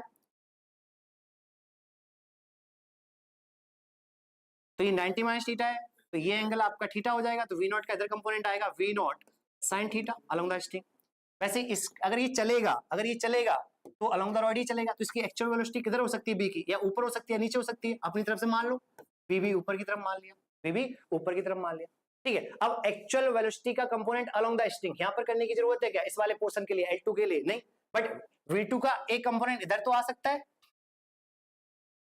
है ना अलोंग द स्ट्रिंग। तो देखो ध्यान से देखने की कोशिश करना, ये बी पॉइंट जो था उसकी स्पीड ये आपकी VB थी, है ना, ये स्ट्रिंग वाला पॉइंट था, ये एंगल आपका थीटा है, तो ये एंगल भी थीटा होगा, तो ये 90 माइनस थीटा होगा, ये थीटा होगा, तो VB का इधर कंपोनेंट आएगा VB cos थीटा और VB का इधर कंपोनेंट आएगा VB sin थीटा। तो एक्चुअल स्पीड का कंपोनेंट अलोंग द स्ट्रिंग करना है, तो L2 के करस्पॉन्ड तो पूरी की पूरी स्पीड VB की इधर ही है, बट ये वाला एंड स्ट्रिंग के इस वाले L1 की बात करें तो ये इस वाली चीज से भी तो अटैच्ड है, तो अगर ये VB से ऊपर भागेगा तो ये वाला पॉइंट का इधर वाला जो कंपोनेंट होगा वो स्ट्रिंग को इधर भगा रहा होगा, कितनी स्पीड से, VB sin थीटा से, तो VB का इधर एक कंपोनेंट आएगा बेटा VB sin theta. dl1 by dt लिखते हैं, dl1 बाई dt लिखते हैं प्लस dl2 बाई dt लिखते हैं और इनका सम क्या कर देते हैं 0। तो dl1 बाई dt इस लंबाई की चेंज होने की रेट, तो अलोंग द स्ट्रिंग इधर कंपोनेंट कितना है V नॉट साइन थीटा, क्या ये V नॉट साइन थीटा इधर भाग रहा होगा स्ट्रिंग का ये वाला पॉइंट, तो L1 को बढ़ाने की कोशिश कर रहा होगा, तो वो आ जाएगा प्लस का V नॉट साइन थीटा। अच्छा अब इस वाले पॉइंट की वेलोसिटी लिखेंगे, तो ये वाला पॉइंट VB से, क्योंकि ये चीज जो है स्ट्रिंग का ये वाला L1 वाला पॉइंट जो है, ये वाला L1 वाला पॉइंट है वो B से अटैच्ड है और B ऊपर भाग रहा है, तो B के साथ साथ ये पॉइंट इधर की तरफ VB sin थीटा से भाग रहा होगा स्ट्रिंग का, ठीक है, तो इस लंबाई को क्या कर रहा होगा, बढ़ा रहा होगा, तो प्लस VB sin थीटा, ये dl1 बाई dt हो गया, dl2 बाई dt स्ट्रिंग का ये पॉइंट सीलिंग से अटैच्ड है, सीलिंग फिक्स्ड है, तो ये पॉइंट L2 को ना बढ़ा रहा होगा ना घटा रहा होगा, बट ये वाला पॉइंट B से अटैच्ड है और B ऊपर की तरफ भाग रहा है, तो क्या L2 को घटा रहा होगा, तो माइनस B भी आएगा, तो यहां से V नॉट और VB के बीच में रिलेशन आ जाएगा, V नॉट और VB के बीच में रिलेशन आ जाएगा, समझ में आया, ठीक है। अब इस पर बहुत चर्चा होगी, आगे हम पुली और उसकी प्रॉब्लम्स कर लेते हैं बेटा, और इस फॉर्मूले को हम रटने की कोशिश करेंगे, ठीक है।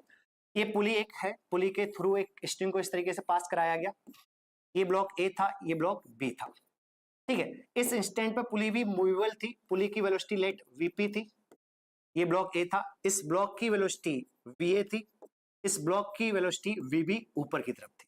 हम यहाँ पर फॉर्मूला ड्राइव करेंगे, हालांकि आप लोग को रिजल्ट भी पता होगा, बट हम फिर भी जो हमारा जो फंडामेंटल है उसके अकॉर्डिंग या जो बेसिक कॉन्सेप्ट है उसके अकॉर्डिंग हम ड्राइव करेंगे, बट आगे फिर हम इसको रटेंगे और डायरेक्टली पुली पे फॉर्मूला लगाना सीखेंगे, क्योंकि हमें हर बार हीरो नहीं बनना होता है। अगर हमें लॉजिक और रीजन के साथ कॉन्सेप्ट याद भी रह जाए समझने के बाद, तो वो उससे बेस्ट कुछ हो ही नहीं सकता है, उससे बेस्ट कुछ हो ही नहीं सकता है, ठीक है। तो अब हम देखते हैं, ये हमारी रस्सी है, तो ये वाली रस्सी तो हमेशा लिपटी रहेगी इस पर पुली के साथ, और रस्सी की लंबाई या चेंज होने का जो खतरा है, क्या वो यहां से लेकर यहां तक और यहां से लेकर यहां तक के बीच का खतरा है, तो ये लंबाई को मैंने L1 बोल दिया और इस लंबाई को मैंने L2 बोल दिया, ठीक है। फिर L1 प्लस L2 क्या होना चाहिए, कांस्टेंट होना चाहिए, ये तो स्ट्रिंग कांस्टेंट है, L1 प्लस L2 क्या होना चाहिए, कांस्टेंट होना चाहिए। डिफरेंशिएट करो, L1 dot plus L2 dot is equal to 0, dl1 by dt जो होगा, ठीक है, वो इस पॉइंट और इस पॉइंट की वेलोसिटी पर डिपेंड करेगा, dl2 बाई dt जो होगा वो इस पॉइंट और इस पॉइंट की वेलोसिटी पर डिपेंड करेगा, है ना। बार बार मैं इसलिए रिपीट कर रहा हूं कि कहीं कहीं कॉन्सेप्ट याद हो जाए। फिर हमने बोला था कि वेलोसिटीज चीजों की होती है, वेलोसिटीज चीजों की होती है, फिर चीजों की वेलोसिटी मानते हुए उनके कंपोनेंट करने होते हैं, क्योंकि मुझे इन पॉइंट्स की वेलोसिटीज लिखनी है। तो ए ब्लॉक वीए से ऊपर जा रहा है और ए की वेलोसिटी पूरी की पूरी अलोंग द स्ट्रिंग है, तो ये पॉइंट भी वीए से भाग रहा होगा। ये पुली से अटैच्ड है ये वाला पॉइंट, तो पुली वीपी से ऊपर जा रही है, तो ये पॉइंट भी हमें वीपी से ऊपर भागता हुआ दिखेगा। ये पुली भी पॉइंट भी हमें वीपी से ऊपर भागता दिखेगा। ये पॉइंट बी से अटैच्ड है और बी की वेलोसिटी पूरी की पूरी अलोंग द स्ट्रिंग है, तो इस पॉइंट की भी वेलोसिटी वीपी होगी।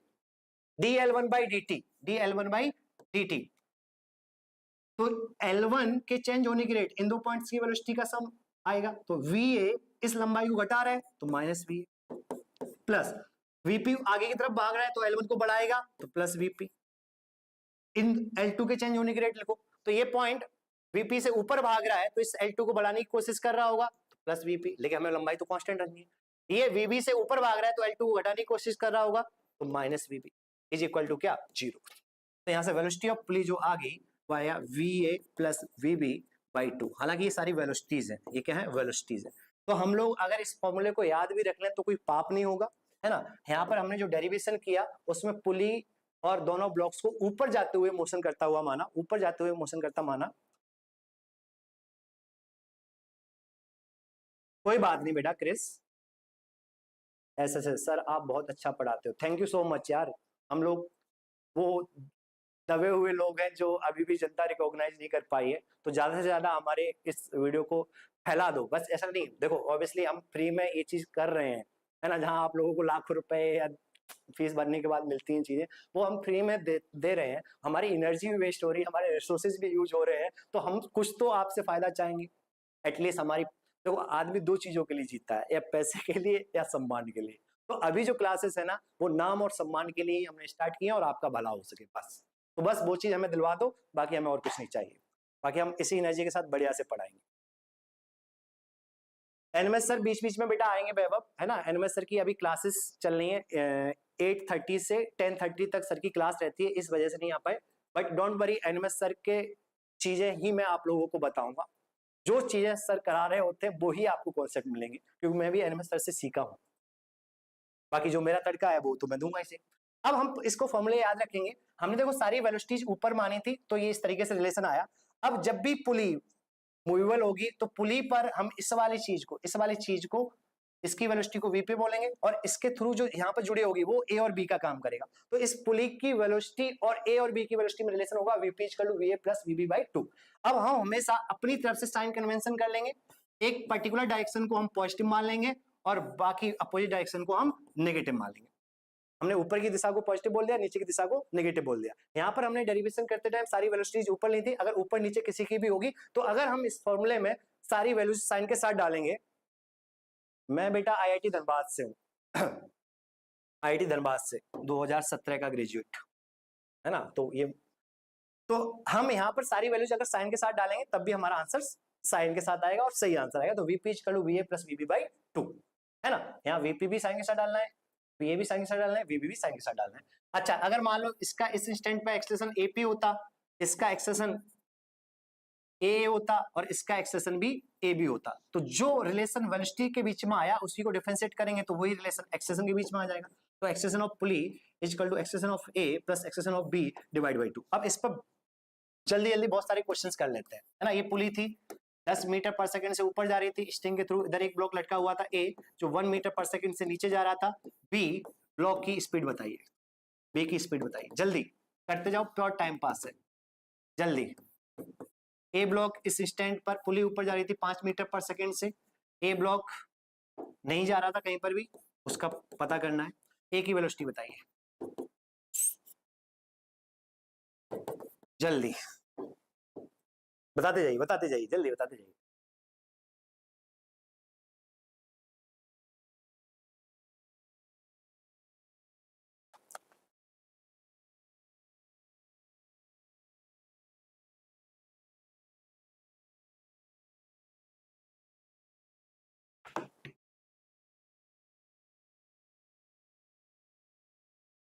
सर क्या आप आशीष अरोड़ा सर को जानते हैं? यस, क्यों नहीं जानते हैं, मैं सबको जानता हूँ, मतलब वो भी शायद मुझे जानते हैं, हम मिले हुए हैं उनके घर पर एनएमएस सर के साथ ऑब्वियसली। कोई बात नहीं, कोई बात नहीं, लेकिन ये गलत बात है, मिस्टेक नहीं करनी चाहिए सर। ए की वेलोसिटी ऊपर है तो बी की वेलोसिटी नीचे होगी ना, इससे पीछे प्रॉब्लम में। ये वाले में? कौन से वाले में? इसमें? अरे नहीं नहीं नहीं, वहां पर बेटा वो तब होता है जब पुली फिक्स्ड होती है। पुली फिक्स्ड, और इसने बवंडर कर दिया, ले ले पुली फिक्स्ड ले ले। अगर ये पुली फिक्स्ड होती तब होता है ना बेटा, वो भी फॉर्मूला यहाँ पर वैलिड है। ये ए की वेलोसिटी है, ये बी की वेलोसिटी है। अगर ए की वेलोसिटी वी नीचे दे रखी थी, इस इंस्टेंट पे बी की वेलोसिटी पूछी जाती, फॉर्मूला लगा दे इस पुली पर, तो VP equal to V A plus VB by 2। मैं ऊपर की दिशा को पॉजिटिव बोल रहा हूँ, नीचे की दिशा को नेगेटिव बोल रहा हूँ, बट क्या यहाँ पर पुली का ये डंडा सीलिंग से जुड़ा है, ठीक है, तो इस पॉइंट की वेलोसिटी कितनी है? 0। ठीक है, तो इस पॉइंट की वेलोसिटी भी कितनी होनी पड़ेगी? 0, क्योंकि यहाँ पर भी तो कांस्टेंट मोशन लगेगा, क्योंकि ये लंबाई अगर स्ट्रिंग है तो ये लंबाई भी कांस्टेंट होनी चाहिए। तो ये पॉइंट अगर 0 से जा रहा है तो ये पॉइंट भी 0 से जाएगा, इसका मतलब पुली की वेलोसिटी कितनी होगी? 0। पुली की वेलोसिटी कितनी होगी? 0। ए की वेलोसिटी नीचे की दिशा को नेगेटिव बोला है तो माइनस वी, प्लस वी की वेलोसिटी चाहिए डिवाइड बाई 2, तो वी भी इक्वल टू क्या आ गया? Plus we. क्या पॉजिटिव आया? इसका मतलब बी की वेलोसिटी वी ऊपर की तरफ होगी। तो इस केस में होता है बेटा, जो किसने पूछा था? मनु ऋषभ। वाह सर, सर आपका चेहरा क्या था, मजे ले रहा है क्या? चेहरा तो दिख रहा है ना अभी। तो देखिए यहाँ पर क्या था, अगर पुली फिक्स्ड होगी और पुली के थ्रू एक स्ट्रिंग को ऐसे लिपेट रखा होगा और उनसे दोनों एंड पर, स्ट्रिंग के दोनों फ्री एंड्स पर ब्लॉक से लटका रखा होगा, तो एक ब्लॉक v स्पीड से नीचे आएगा तो v स्पीड से ये ऊपर जाएगा। जो एक्सेलरेशन में रिलेशन, जो वेलोसिटी में रिलेशन है वो एक्सेलरेशन में होगा। अगर ए ब्लॉक ए एक्सेलरेशन से नीचे आ रहा है तो बी ब्लॉक ए एक्सेलरेशन से ऊपर जाएगा। अब इसमें जल्दी जल्दी फॉर्मूला लगाते हैं यार। vp equal to va plus vb by 2, वही ऊपर वाली दिशा पॉजिटिव, पुली की वेलोसिटी 10, ए की वेलोसिटी नीचे की तरफ -1, पी की हमने मान ली अपनी तरफ से ऊपर तो पॉजिटिव लिख दिया। अपने आप जो मानोगे उसके हिसाब से, अगर पॉजिटिव आ गया तो ठीक है, नहीं आया पॉजिटिव, इसका मतलब जो तुमने दिशा मानी थी उसके अपोजिट गया होगा। तो कितना आ गया? 21 मीटर पर सेकेंड। यहाँ पर देखो, ये ए है तो ये बी वाला एंड है, और बी वाला एंड क्या है? फिक्स्ड है, तो इसकी वेलोसिटी कितनी होगी? 0 होगी। इसकी वेलोसिटी पूछी थी, मैंने मान लिया इसकी वेलोसिटी ऊपर की तरफ है, वी है।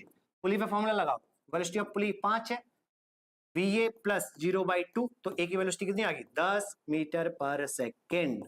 ये तो हमने फॉर्मूले भी लगा दिए। और एक क्वेश्चन कर लो जल्दी से, एक क्वेश्चन और जल्दी से। 50 पुली लगा दूंगा अगली बार। ये P1 पुली है, ये P2 पुली है। P1 ऊपर की तरफ जा रही थी 10 मीटर पर सेकंड से, ये A ब्लॉक है, ये B ब्लॉक है, ये C ब्लॉक है। इसकी वेलोसिटी थी 1 मीटर पर, नहीं 1 नहीं, थोड़ा थोड़ा ले लो सही से, 2 मीटर पर सेकंड है ना, तो इसकी आ जाएगी, इसकी आ जाएगी, और इसकी वेलोसिटी थी 1 मीटर पर सेकंड ऊपर। C की वेलोसिटी बताओ जल्दी, फॉर्मूले लगाने जल्दी से। 21 और 10, बहुत बढ़िया। एस, नाम भी बता दो और ओरिजिनल वाले, जिससे कि अगली क्लास में आओगे तो मुझे नाम पता रहेगा कि कौन कौन से बच्चे जवाब दे रहे थे, कौन से नहीं जवाब दे रहे थे। बताओ बताओ, इसी की वेलोसिटी बताओ जल्दी। पहली वाली पुली पे फॉर्मूला लगा दे, पहली वाली पुली पे फॉर्मूला लगा दे, Vp1। इस पुली पे फॉर्मूला लगा तो Vp1 अब स्ट्रिंग, इसके थ्रू कौन सी स्ट्रिंग पास होकर गई है? इधर गई है और इधर गई है, ठीक है। ये हमारे लिए ए का काम करेगा और ये बी का काम करेगा, ठीक है। तो Vp1 इक्वल टू क्या लिखूंगा? इसकी वेलोसिटी प्लस इसकी वेलोसिटी का एवरेज, तो V A plus Vp2, P2 मुझे नहीं पता किधर जा रहा है, तो मैंने मान लिया इसकी वेलोसिटी Vp2 ऊपर की तरफ है, डिवाइड बाई 2, ऊपर वाली दिशा पॉजिटिव है तो Vp1 10 है, ए की वेलोसिटी -2 है, प्लस सेकंड पुली की वेलोसिटी चाहिए इस फॉर्मूले से, अपॉन 2, तो Vp2 बेटा तेरा कितना आ गया? 22। तो सेकंड पुली का वेलोसिटी कितना आ गया? 22। अब इस वाली पुली पे फॉर्मूला लगा दो, इस पुली पे फॉर्मूला लगा दो, ठीक है। तो Vp2 is equal to B और C की वेलोसिटी का एवरेज, B और C की वेलोसिटी का एवरेज, B और C की तो P2 कितने इससे जा रहा था? 22 से ऊपर जा रहा था, B 1 से ऊपर जा रहा है, C हमने मान लिया कि ऊपर वेलोसिटी VC है प्लस VC/2, तो VC इक्वल टू कितना आ गया? 45 मीटर पर सेकेंड। VC कितना आ गया? 45 मीटर पर सेकेंड। 45 आएगा ना दोस्त, sorry sorry sorry sorry sorry, 44 -1 minus होगा, सही है सही है, तुम्हारा सही है, मैं गलत था यार, 43 होगा। बहुत बढ़िया बहुत बढ़िया बहुत बढ़िया, 43। Yes yes, god life, thank you Dhyan sir, thank you so much. ठीक है, ये तो हो गया बेटा नॉर्मल वाला, मतलब स्ट्रिंग कांस्टेंट। और 50 पुली लगा दो, कोई फर्क नहीं पड़ता है, 50 पुली लगा दो, जितनी चाहो उतनी पुली लगा दो। ले ले ले, और क्या करूं बता दो तुम लोग। ले ले ले ले ले हाँ, ले। मैं बना तो दिया हूँ क्वेश्चन, मेरे को मालूम पड़ा डेटा ही कम हो गए, देखना पड़ेगा मुझे, है ना। ये पुली P1 है, ये पुली P2 है, ये पुली P3 है, ये ब्लॉक A है, ये B है, P4 है और ये C है। किस किस की वेलोसिटी मैं दूं? इसकी दूंगा, इसकी दूंगा तो इसकी आ जाएगी, तो इसकी दे देता हूँ 1 मीटर पर सेकेंड और इसके ऊपर दे देता हूँ 2 मीटर पर सेकेंड। इसकी आ जाएगी तो इसकी आ जाएगी, इसकी आ जाएगी तो सी की जाओ, सी की बताओ, वेलोसिटी ऑफ सी बताओ, बन जाएगा। ठीक है, तो ये होमवर्क है, नेक्स्ट क्लास में डिस्कस कर लेंगे। ठीक है, सी की वेलोसिटी है बतानी है, होमवर्क है तुम्हारा। ठीक है, आगे बढ़ जाए और देखो।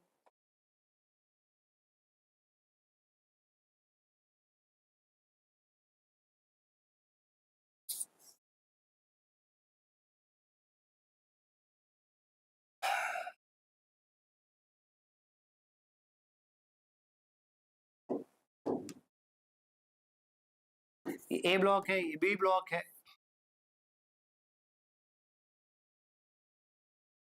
ये सी ब्लॉक है, ये वी नॉट स्पीड से जा रहा था, वी नॉट स्पीड से जा रहा था। ठीक है,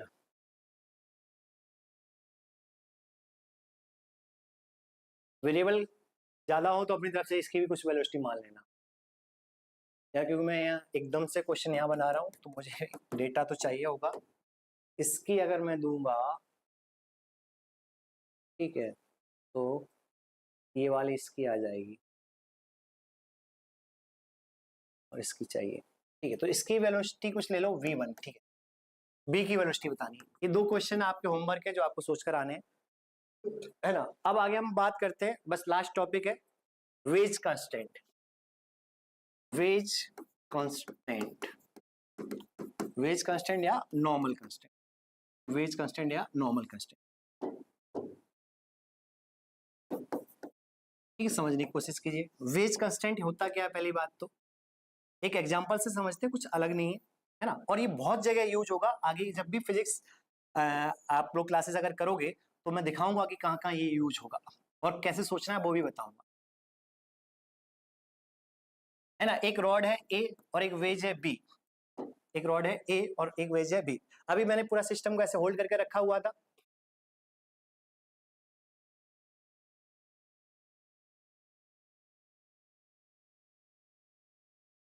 हाँ पक्के से। दुर्गेश सोलंकी, ये चल रहा है एनएलएम में कंस्ट्रेंट मोशन, कंस्ट्रेंट मोशन चल रहा है, कंस्ट्रेंट मोशन चल रहा है बेटा, है ना। तो देखो अभी क्या था, ये जो रॉड है, ये जो रॉड है ए वाली, वो ऑब्वियसली दो सपोर्ट्स ऐसे लगा रखे, ये दो सपोर्ट्स लगा रखे हैं, तो उसकी वजह से हॉरिजॉन्टल में तो कहीं जा नहीं सकती, हॉरिजॉन्टल में तो कहीं नहीं जा सकती। अगर ये मोशन करेगी तो वर्टिकल दिशा में ही करेगी, और वेज जो है, वेज जो है वो मोशन करेगा तो हॉरिजॉन्टल दिशा में करेगा। तो कॉमन सेंस से अगर हम सोचें कि अगर मैं सिस्टम को रिलीज कर दूंगा, तो अगर ये वी नॉट स्पीड से जा रहा है तो बताओ ए की स्पीड कितनी होगी, ए की स्पीड कितनी होगी, ए की स्पीड कितनी होगी। अगर ये वेज इस इंस्टेंट पर वी नॉट स्पीड से जा रहा है तो ए की स्पीड कितनी होगी। अच्छा, हमें तो कॉन्सेप्ट सिखाना था, अब तुमसे क्या पूछो। तो वेज कांस्टेंट कब लगाते हैं और क्यों लगाते हैं उसको समझते हैं। जब भी दो चीजें आपस में कांटेक्ट में रहते हुए मोशन करेंगी, जब भी दो चीजें आपस में कांटेक्ट में रहते हुए मोशन करेंगी, तो उनकी मजबूरी होती है कि along the common normal, contact में है तो कांटेक्ट सरफेसेस जो होंगी उसकी जो परपेंडिकुलर, दोनों कांटेक्ट सरफेसेस की जो परपेंडिकुलर लाइन होगी वो कॉमन नॉर्मल कहलाएगी। तो उनकी मजबूरी होती है कि along the common normal, along the common normal relative velocity zero होनी चाहिए।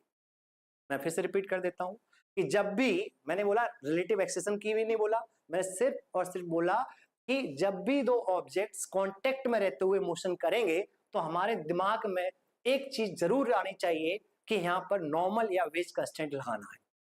ठीक है, और कॉन्सेप्ट ये आ गया तो फिर कॉन्सेप्ट लगाएंगे क्या, अलोंग द कॉमन नॉर्मल उन दोनों ऑब्जेक्ट्स की वेलोसिटीज के कंपोनेंट्स सेम होने चाहिए, या फिर relative velocity along the common normal zero होनी चाहिए, relative velocity along the common normal zero होनी चाहिए। निशान सिंह ओपी, ओपी कोई दिक्कत नहीं है, OP every one is OP, और तुम भी ओपी हो बेटा, है ना, कोई दिक्कत नहीं भाई, सब ओपी है, इन चीजों से हमें फर्क नहीं पड़ता। अब समझते हैं हुआ क्या। मान लो ये टीच कर लू 0 पर जैसे हमने रिलीज किया, और जैसे टीच कर लू dt टाइम हुआ होगा, टीच कर लू dt टाइम हुआ होगा, तो सिचुएशन क्या रही होगी उसको हम प्लॉट करने की कोशिश करते हैं। dt टाइम के बाद, dt टाइम के बाद वेज कुछ इस तरीके से यहां पहुंच गया होगा, वेज की सिचुएशन ये होगी ठीक है। अगर हम बात करें इस रॉड ए की, तो रॉड की सिचुएशन बेटा ऐसी हो गई होगी, रॉड की सिचुएशन ऐसी हो गई होगी, ठीक है। अब ध्यान से सुनना, ठीक है, ये नया डायग्राम बनाया। अगर dt टाइम में वेज अगर ds चला है, वेज अगर ds चला है और रॉड a ds1 चली है, ठीक है, ds1 चली है, तो ds और ds1 के अगर मैं कंपोनेंट करूं अलोंग द कॉमन नॉर्मल, तो दोनों के relative displacement along the common normal तो जीरो हुआ है, क्योंकि उसमें घुसा थोड़ी ही जाकर रॉड, वेज में रॉड घुसी नहीं है। इसका मतलब मैं बोल सकता हूं कि dt टाइम में along the common normal relative displacement should be zero. Small D of S relative क्या होना चाहिए, जीरो होना चाहिए। डी ऑफ एस रिलेटिव क्या होना चाहिए, जीरो होना चाहिए। तो ds और ds1 के कंपोनेंट करो अलोंग द कॉमन नॉर्मल। ध्यान से सुनना, ये हमारा इंक्लाइंड प्लेन था, ये दूसरी सरफेस थी जो इसके साथ कांटेक्ट में थी, तो कांटेक्ट सरफेसेस ये हो गई। इन दोनों सरफेसेस के परपेंडिकुलर लाइन जो आएगी, दो सरफेसेस की परपेंडिकुलर लाइन आएगी, वो यहाँ पर कॉमन नॉर्मल लाएगी। अब इसका कंपोनेंट इधर जो डिस्प्लेसमेंट हुआ dt टाइम में वो ds था, ये एंगल आपका थीटा है, तो अलोंग द कॉमन नॉर्मल ये भी थीटा हुआ। ds का इधर कंपोनेंट कितना आएगा बेटा, ds sin थीटा आएगा। कितना आएगा, ds sin थीटा आएगा। समझने की कोशिश करना। वैसे ही ऊपर वाली रॉड का डिस्प्लेसमेंट नीचे की तरफ ds1 हुआ था, ये थीटा है, ये 90 माइनस थीटा है, तो ये थीटा होगा। तो along the common normal ds1 का कंपोनेंट कितना आएगा, ds1 cos थीटा आएगा।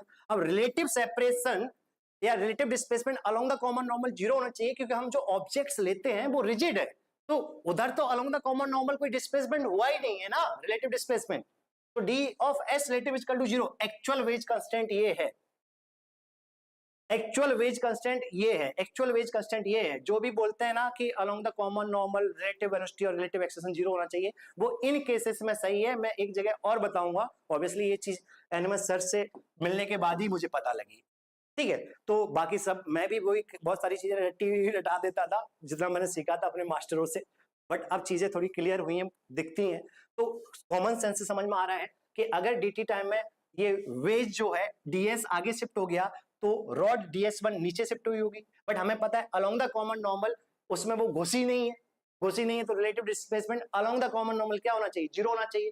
मींस इनके एक्चुअल डिस्प्लेसमेंट के मैंने कंपोनेंट लिए छोटे से टाइम dt के लिए, छोटे से ds के लिए डिफाइन होता है, ये dt टाइम के लिए डिफाइन होता है। तो ds का एक्चुअल कंपोनेंट इधर आया, ds के एक्चुअल डिस्प्लेसमेंट का कंपोनेंट इधर आया ds sin थीटा, और ds1 का एक कंपोनेंट इधर आया ds1 cos theta. Relative displacement तो ds sin theta minus same दिशा में ds1 cos theta is equal to zero.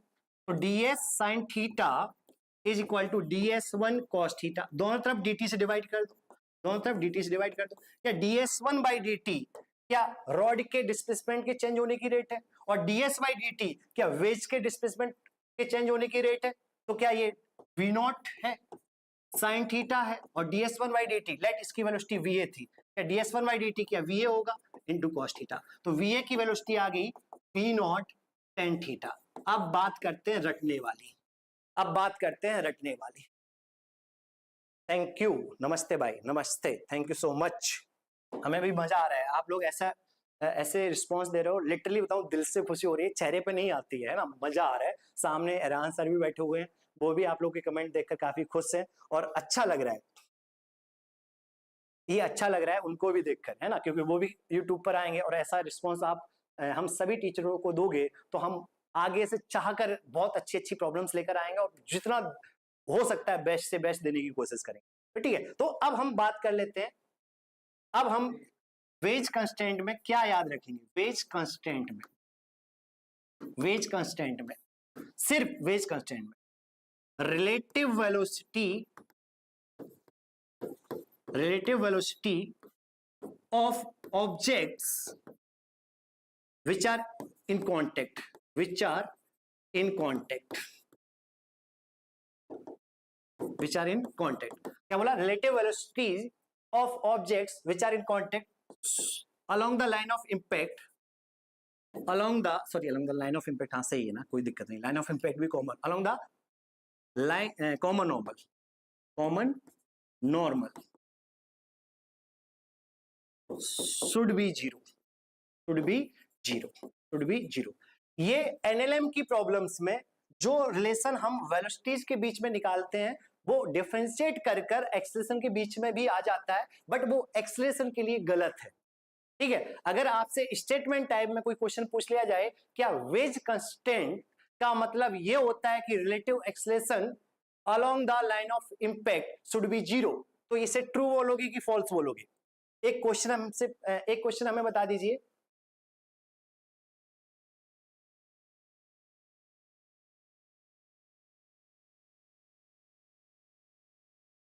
Yes, OP का मतलब ओनली पढ़ाई, जो तुम्हें मतलब समझना है पढ़ाई कर लो बस, मेरे को उससे मतलब नहीं है। अब मैं तुमसे जो सेंटेंस पूछा वो बताइए। मैंने क्या पूछा आपसे कि क्या relative acceleration along the common normal between two objects which are in contact should be zero, ये स्टेटमेंट ट्रू है कि फॉल्स है? कोई भी स्टेटमेंट अगर आपसे बोला जाता है ना, कोई भी स्टेटमेंट अगर आपसे बोला जाता है तो हर जगह सही होगा तभी हम ट्रू बोलते हैं। यहाँ पर वो स्टेटमेंट ट्रू है, मैं अभी बताऊंगा। अगर इसका एक्सेलरेशन मान लो v0 मतलब a0 था और इसका एक्सेलरेशन a था, तो जो हमने वेलोसिटी के बीच में रिलेशन निकाला, वो तो सही है। अब इसी को डिफरेंशिएट कर देंगे, तो ये आएगा dVA/dt is equal to dV0/dt tan theta. इस इंस्टेंट पर थीटा कांस्टेंट है, तो dVA/dt ए की वेलोसिटी चेंज होने की रेट ए का एक्सेलरेशन दे देगा, dV0/dt a0 हो जाएगा इंटू tan थीटा। तो यहाँ पर तो सही है, बट मैं आपको एक एग्जांपल दे रहा हूं, जो डेथ वेल होते हैं है ना, क्या उन डेथ वेल में कोई भी जो मोटरसाइकिलिस्ट होता है या फिर कार वाला होता है, क्या वो भी तो हमेशा कुएं की दीवारों के साथ कांटेक्ट में चलता है? कुएं की दीवारों के साथ कांटेक्ट में चलती है कि नहीं चलती है? डेथ वेल में जो होता है, क्या वो चीजें, क्या इन सरफेस ये वाला चीज और ये पार्टिकल जो भी कार है, ये कार है मान लो, क्या कार और दीवार क्या हमेशा कांटेक्ट में है? कार और दीवार हमेशा कांटेक्ट में है? कार और दीवार हमेशा कांटेक्ट में है? तो क्या तुम्हारे अकॉर्डिंग अगर तुमने ट्रू बोला है तो अलोंग द कॉमन नॉर्मल कौन सा हुआ? क्या कॉमन नॉर्मल यहाँ पर ये होगा? तो कॉमन नॉर्मल ये है, तो हमें पता है कुएं का वेल का एक्सेलरेशन जीरो है, बट पार्टिकल अगर कांस्टेंट स्पीड से जा रहा है तो इसके पास एक सेंटीमीटर एक्सेलरेशन होगा v²/r, और वो किधर होगा? टुवर्ड्स द सेंटर होगा। तो कार का एक्सेलरेशन v²/r आया और कुएं की इस पॉइंट का एक्सेलरेशन जीरो था, यहाँ तो गलत हो गया। यहाँ पर भी तो दो ऑब्जेक्ट्स कांटेक्ट में रहते हुए चल रहे थे, तो इसलिए बोल रहा हूं कि एक्चुअल कॉन्सेप्ट समझो। यहां पर कार और कुएं का कांटेक्ट हमेशा रहते हुए मोशन हो रहा है और कुएं का एक्सेलरेशन जीरो है, बट कार का एक्सेलरेशन v²/r है और वो अलोंग द कॉमन नॉर्मल ही है। क्या दोनों इक्वल हैं? क्या नहीं है ना। तो वेज कंस्टेंट या नॉर्मल कंस्टेंट सिर्फ और सिर्फ इस ds के लिए डिफाइन किया गया था, इस ds के लिए, कि dt टाइम में अलोंग द कॉमन नॉर्मल जितना डिस्प्लेसमेंट वेज का होगा उतना ही डिस्प्लेसमेंट a का होगा along the common normal. ds sin theta is equal to ds1 cos theta, और वो उसको dt टाइम के लिए हम लिखते हैं, तो dt से डिवाइड कर देंगे तो वो रिलेशन वेलोसिटी में भी निकल जाता है। तो हमें वेलोसिटी के लिए बोला जाता तो स्टेटमेंट ट्रू है, बट एक्सेलरेशन के लिए स्टेटमेंट बोला जाएगा तो स्टेटमेंट फॉल्स हो जाएगा। समझ में आया क्या? तो बोल रहा है फोर सर्कुलर मोशन फॉल्स, तो भैया वेज कंस्टेंट तो हर जगह लगता है ना, ऐसा थोड़ी है कि सर्कुलर मोशन में मना कर देगा। आगे चलकर हम एक प्रॉब्लम सॉल्व करेंगे, वहां पर भी बात करेंगे। ऐसे एक क्वेश्चन बड़ा है सेंटर ऑफ मास का, एचसीवी वर्मा का, एचसीवी का क्वेश्चन है, ठीक है। एक 4m मास था, सारी सरफेसेस स्मूथ हैं, एक m मास का ब्लॉक था, v0 स्पीड से जा रहा था। तुमसे पूछा जाता है मैक्सिमम हाइट बताइए, maximum height attained by the block on wedge, maximum height attained by the block on wedge. ये काफी लंबा है इस तरीके, ठीक है। तो हमें पता है ये जब ब्लॉक मैक्सिमम हाइट पे पहुंचा होगा, जब ब्लॉक अपनी मैक्सिमम हाइट पे पहुंचा होगा, ठीक है, तो किसी इंस्टेंट पर अगर हम बात करें तो किसी इंस्टेंट पर, है ना, इसकी स्पीड v होगी, उसका एक कंपोनेंट x में होगा और एक कंपोनेंट y में होगा, ठीक है, और इसकी भी कुछ स्पीड v1 हो रखी होगी, क्योंकि जैसे ही इसके साथ टकराएगा तो उस पर एक नॉर्मल लगेगा, नॉर्मल की वजह से वो मोशन कर देगा। जब अपनी मैक्सिमम हाइट पे पहुंचेगा तो y वाली स्पीड क्या हो जाएगी, 0 हो जाएगी। तो इस ब्लॉक की y वाली वेलोसिटी क्या हो जाएगी, 0 हो जाएगी, जब ये अपनी मैक्सिमम हाइट पे पहुंचेगा। अब इस इंस्टेंट पर मान लो इस वेज की वेलोसिटी कितनी होगी, v1 होगी, और अब ये दोनों साथ साथ मोशन कर रहे हैं, तो वेज की वेलोसिटी v0 है या v1 है, बट यहां पर कॉमन नॉर्मल ये है, तो इस ब्लॉक के पास एट एच मैक्स दो वेलोसिटी होनी चाहिए थी, लेकिन एच मैक्स पर वर्टिकल वाली वेलोसिटी 0 हो जाएगी, इसके बाद ऊपर नहीं जाएगा, तभी हमने इसको मैक्सिमम हाइट बोला है। बट यहां पर क्या ये कांटेक्ट में, तो कांटेक्ट सरफेस ये है, तो कॉमन नॉर्मल ये है, तो along the common normal relative velocity क्या होनी चाहिए, 0। जब दो ऑब्जेक्ट कांटेक्ट में रहते हुए मोशन करते हैं तो along the common normal relative velocity क्या होती है, 0।